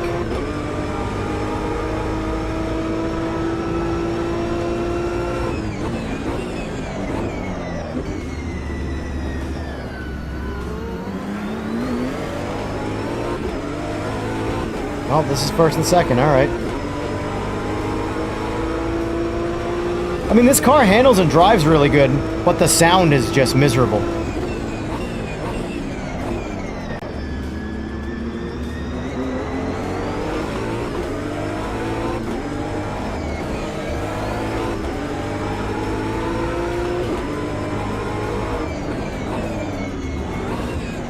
Oh, thought I had my window. I did not.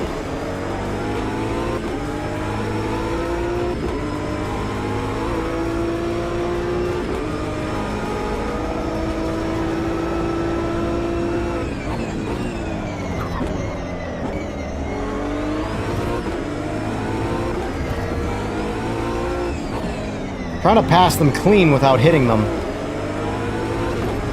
I'm trying to find a better line than the one that they're taking. Unfortunately, that's what sucks about a lot of AI. They always take the best line, which, I get it, it's racing, but it makes it challenging when it comes to getting it to see. That's not what I want to do. I don't want to be on them. Oh, am I going to muscle them? Oh, what the? Like that. I did not deviate from my line, and he just went, pit maneuver. So if the AI is going to pit you, you bet your ass I'm going to pit the AI.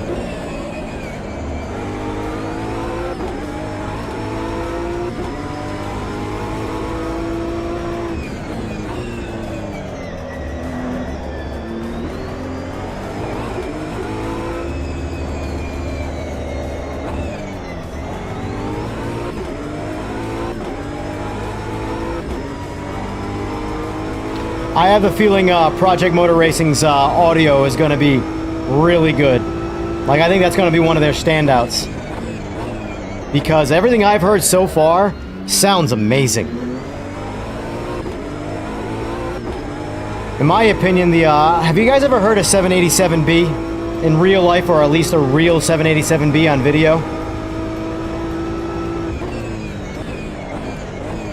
So when this race is over, I'll jump into some audio clips and compare.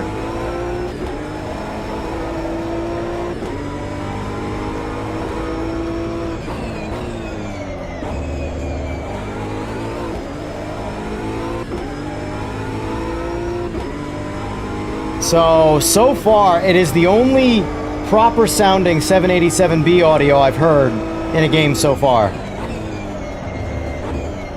And I'm a big fan of the Sauber Mercedes, the C9. Oh, piss off with that.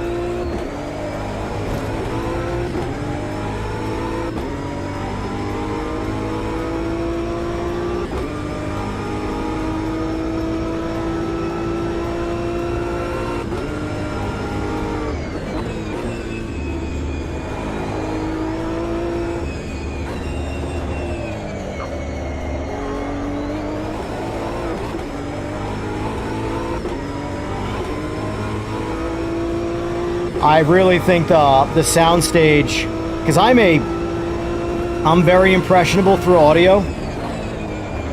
I'm not an audiophile, but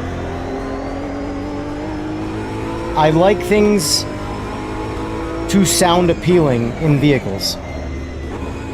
And I know everybody typically does. They like the sound of a car. But like how the car sounds when it's downshifting. And I don't mean popping and burbling and backfire and all that noisy nonsense. Just a crisp, clean, snappy downshift is huge. for me. This car's got a crisp, snappy downshift, but it has no exhaust note. It's just noise. What does it sound like from the back?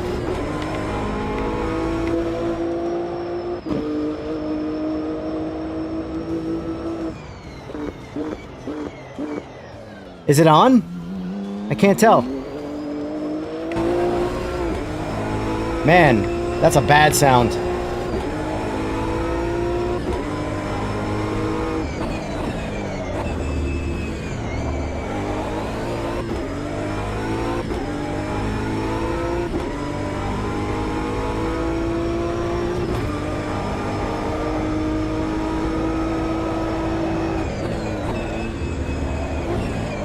Oop, overshot it. Again, that same spot. Well, it's the last lap, so it doesn't matter.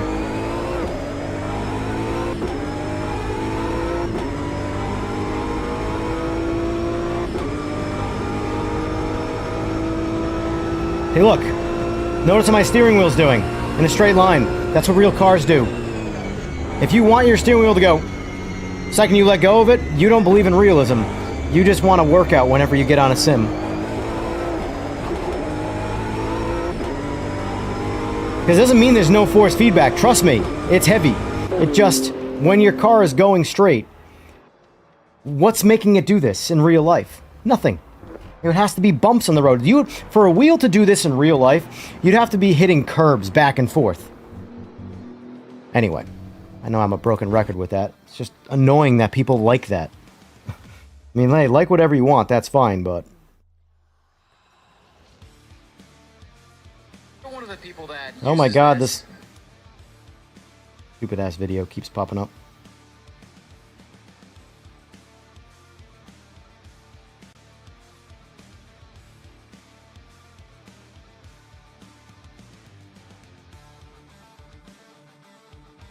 Oh, man.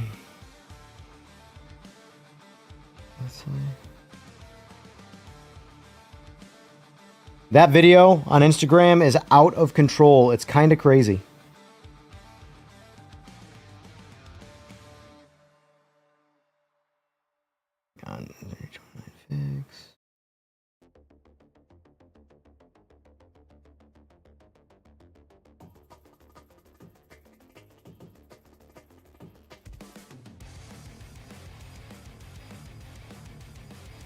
All right, I'm going to use the... it's not even the whistle. The whistle's the turbo. It's the lack of engine sound that sort of dries it out and makes it sort of like, you know...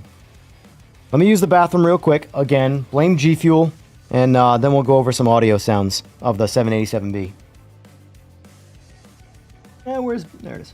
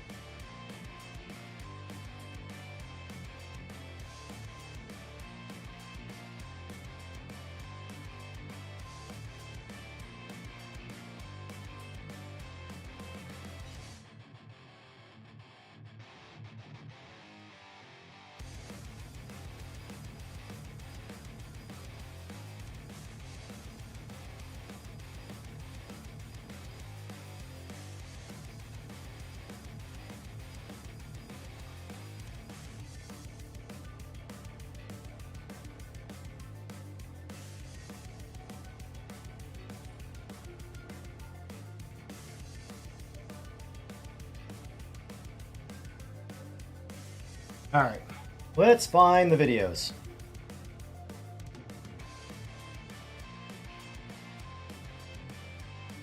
YouTube.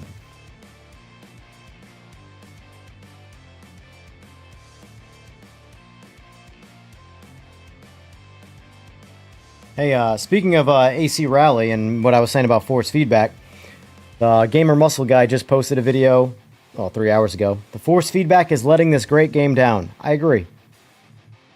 Alright, so hold on. Project Motor Racing sound. Alright, here's the video. Pull up another one. Alright, 787B sound. Let me see if I can find the video that I had up. This one, okay. Alright, so I'm gonna mute the music for now, and then I want to play some audio clips for you. Let's see.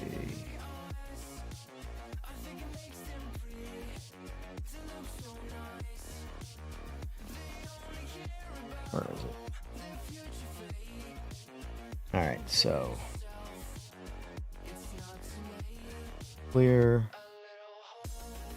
Pause. Alright, so this is a 787B sound in real life.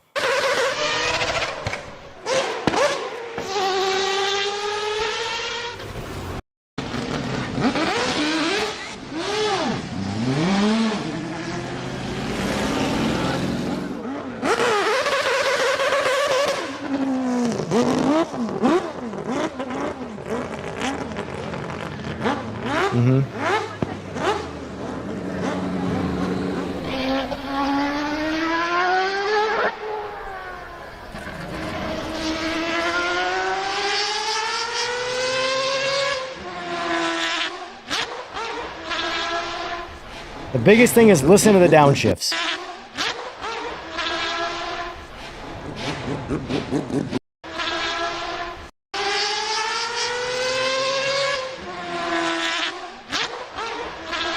Now, go over to Project Motor Racing. And let's get inside the 787B.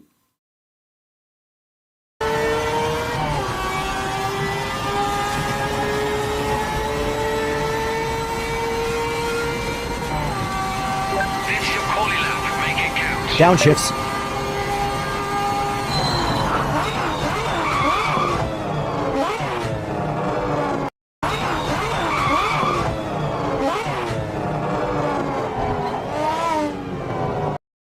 Real car.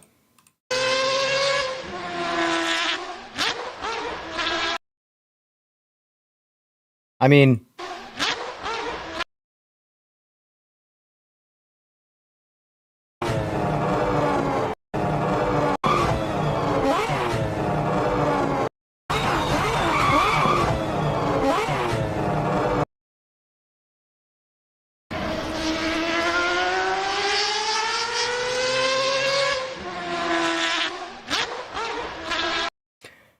mean, that to, I don't know about what you guys think of that, but to me, that's nailed. Like, perfect.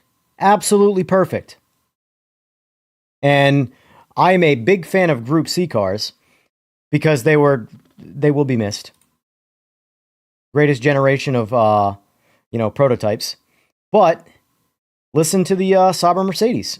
This is another amazing sounding car. I use this car all the time. It's one of my favorite cars to drive in ASMR, yeah. AMS2.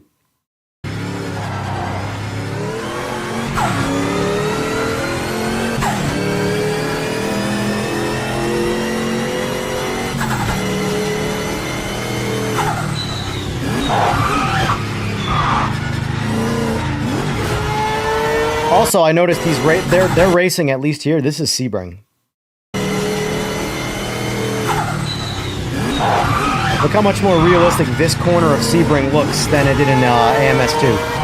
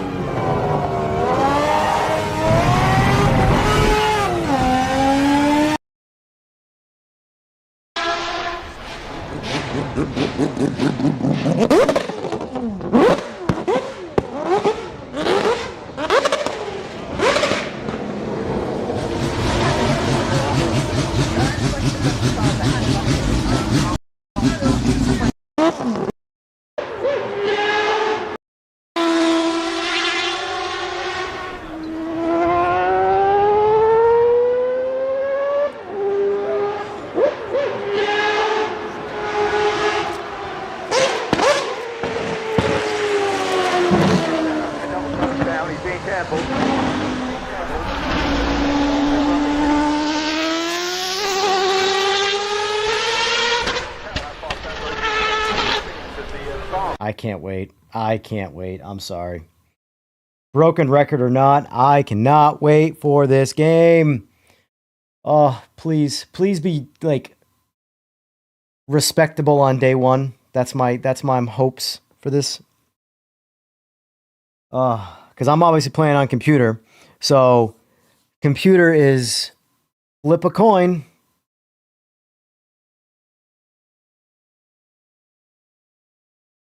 Have heard of the 5-rotor? I have. No, I don't think I've ever heard of 5-rotor. I've heard a lot of 2 and 3 rotors in person. A good buddy of mine, he owns a shop that builds rotaries. But as far as a 5-rotor in person, no, I have not heard. Let me see if 5-rotor. I assume RX-7, but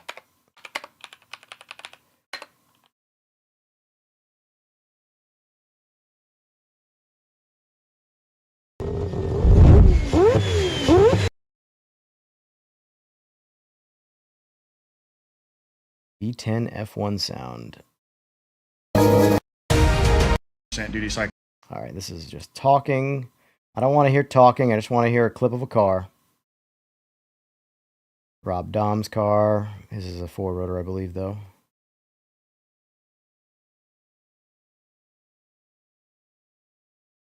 I think I actually have seen this car, by the way. I'm pretty confident I know what car you're talking about. This Mazzi Formula guy or whatever. 5-rotor supercar. It sounds identical to V10. I'm pretty confident that car. I don't want to play that because that will probably get me claimed because it's his own video. But yeah, if that's the car you're talking about, then yes, I have heard that car. But oh man, I am far too excited for this game.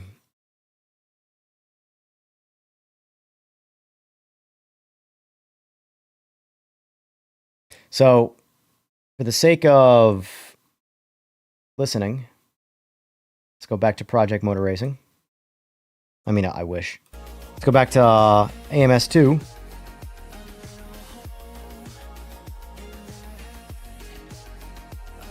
And let's see how the Sauber Mercedes sounds. Which I just put my round wheel away, and I need the round wheel for that. It's whatever. It is what it is. I'll just use the track wheel.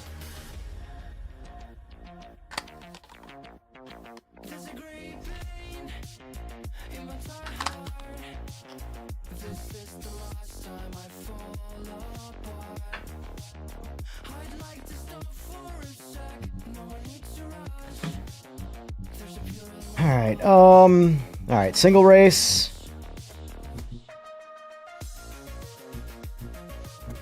Get my old Sauber out here. Slobber.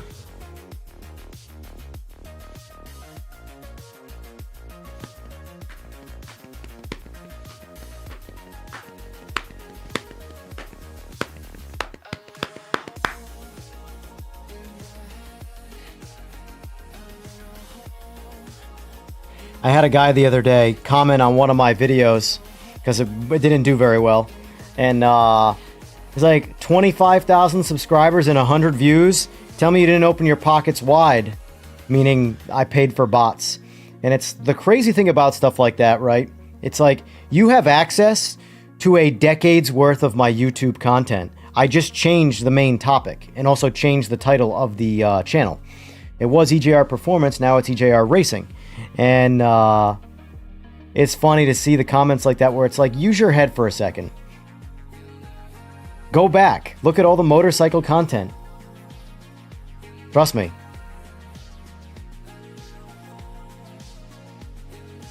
All right, buddy. Thanks for being here, sir. Appreciate it. Go make that money.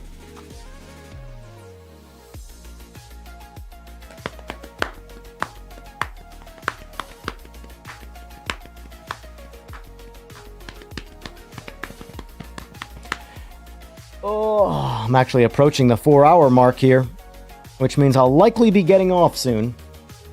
And then prepping to get back on later tonight after I get some stuff. I gotta make some videos and stuff today, so. as well as mount this bracket. Is this game gonna load here or what?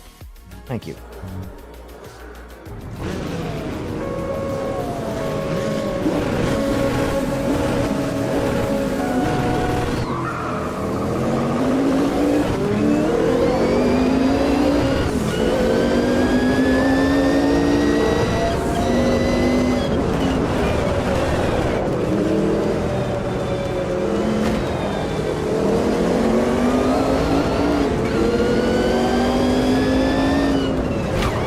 Oh my god.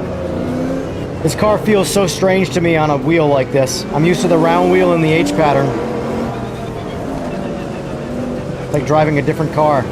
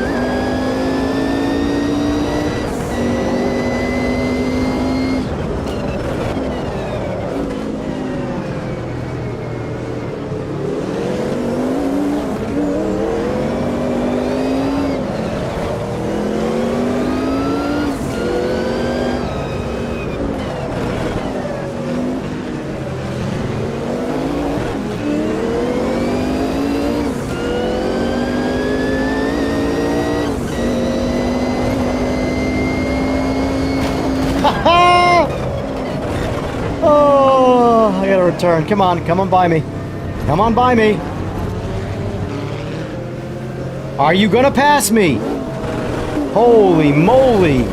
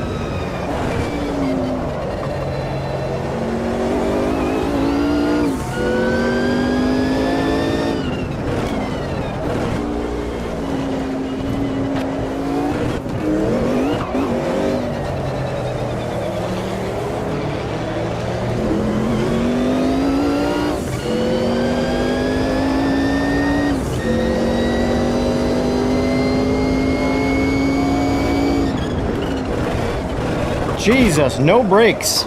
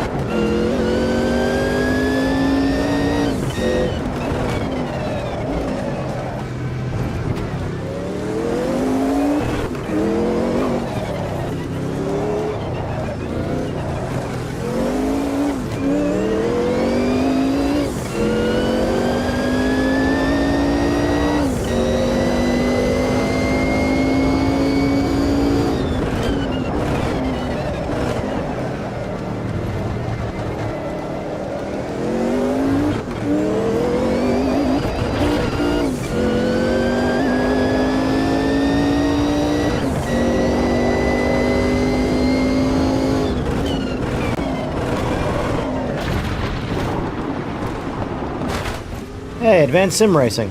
Good company.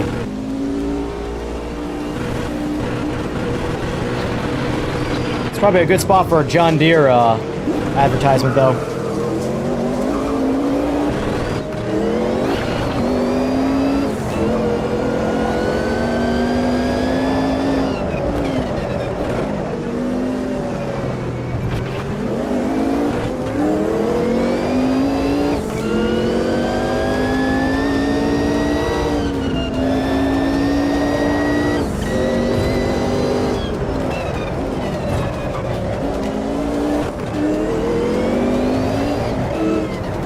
Yeah, this car just doesn't feel right without the round wheel and the H pattern.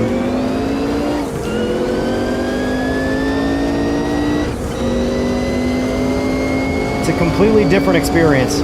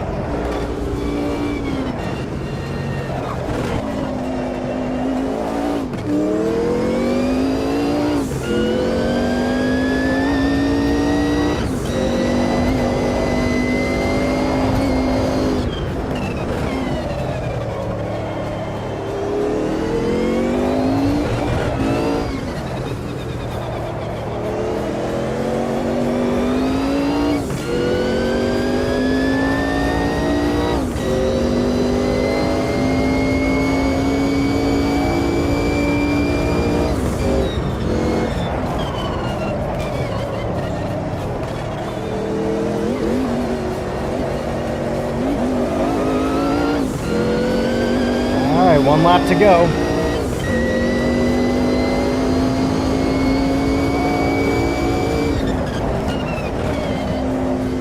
Can I catch P1 and P2 though?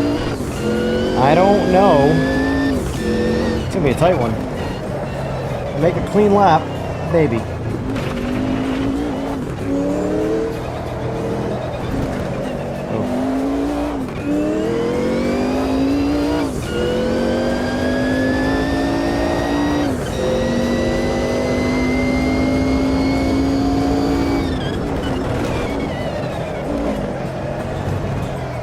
Oh, that's not it.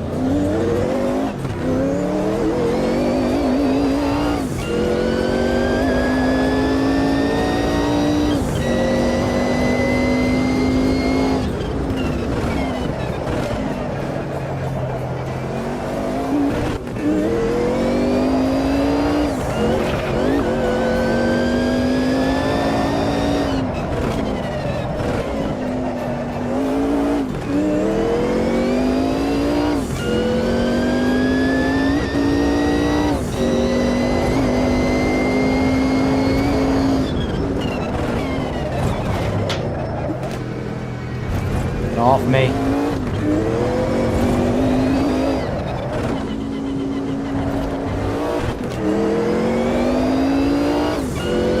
Well, we got P2. I don't know if we're going to get P1. Unfortunately, that AI guy getting stuck to me might have permanent... Whoop, whoop, whoop, whoop, baby, hold on, hold on.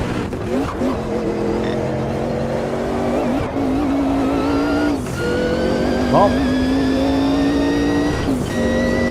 I won. I got an unsportsmanlike in the last turn, but I won. It didn't DQ me, so no complaints there.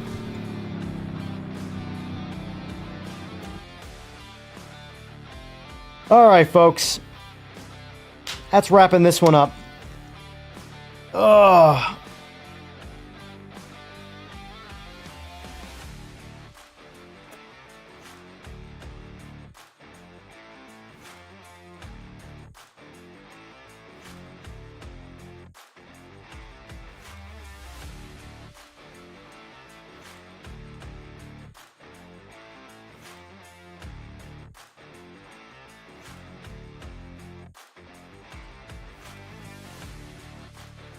So, all right, I will be back on at about probably about 10 o'clock tonight, 10:30, to do my round 2 for the day.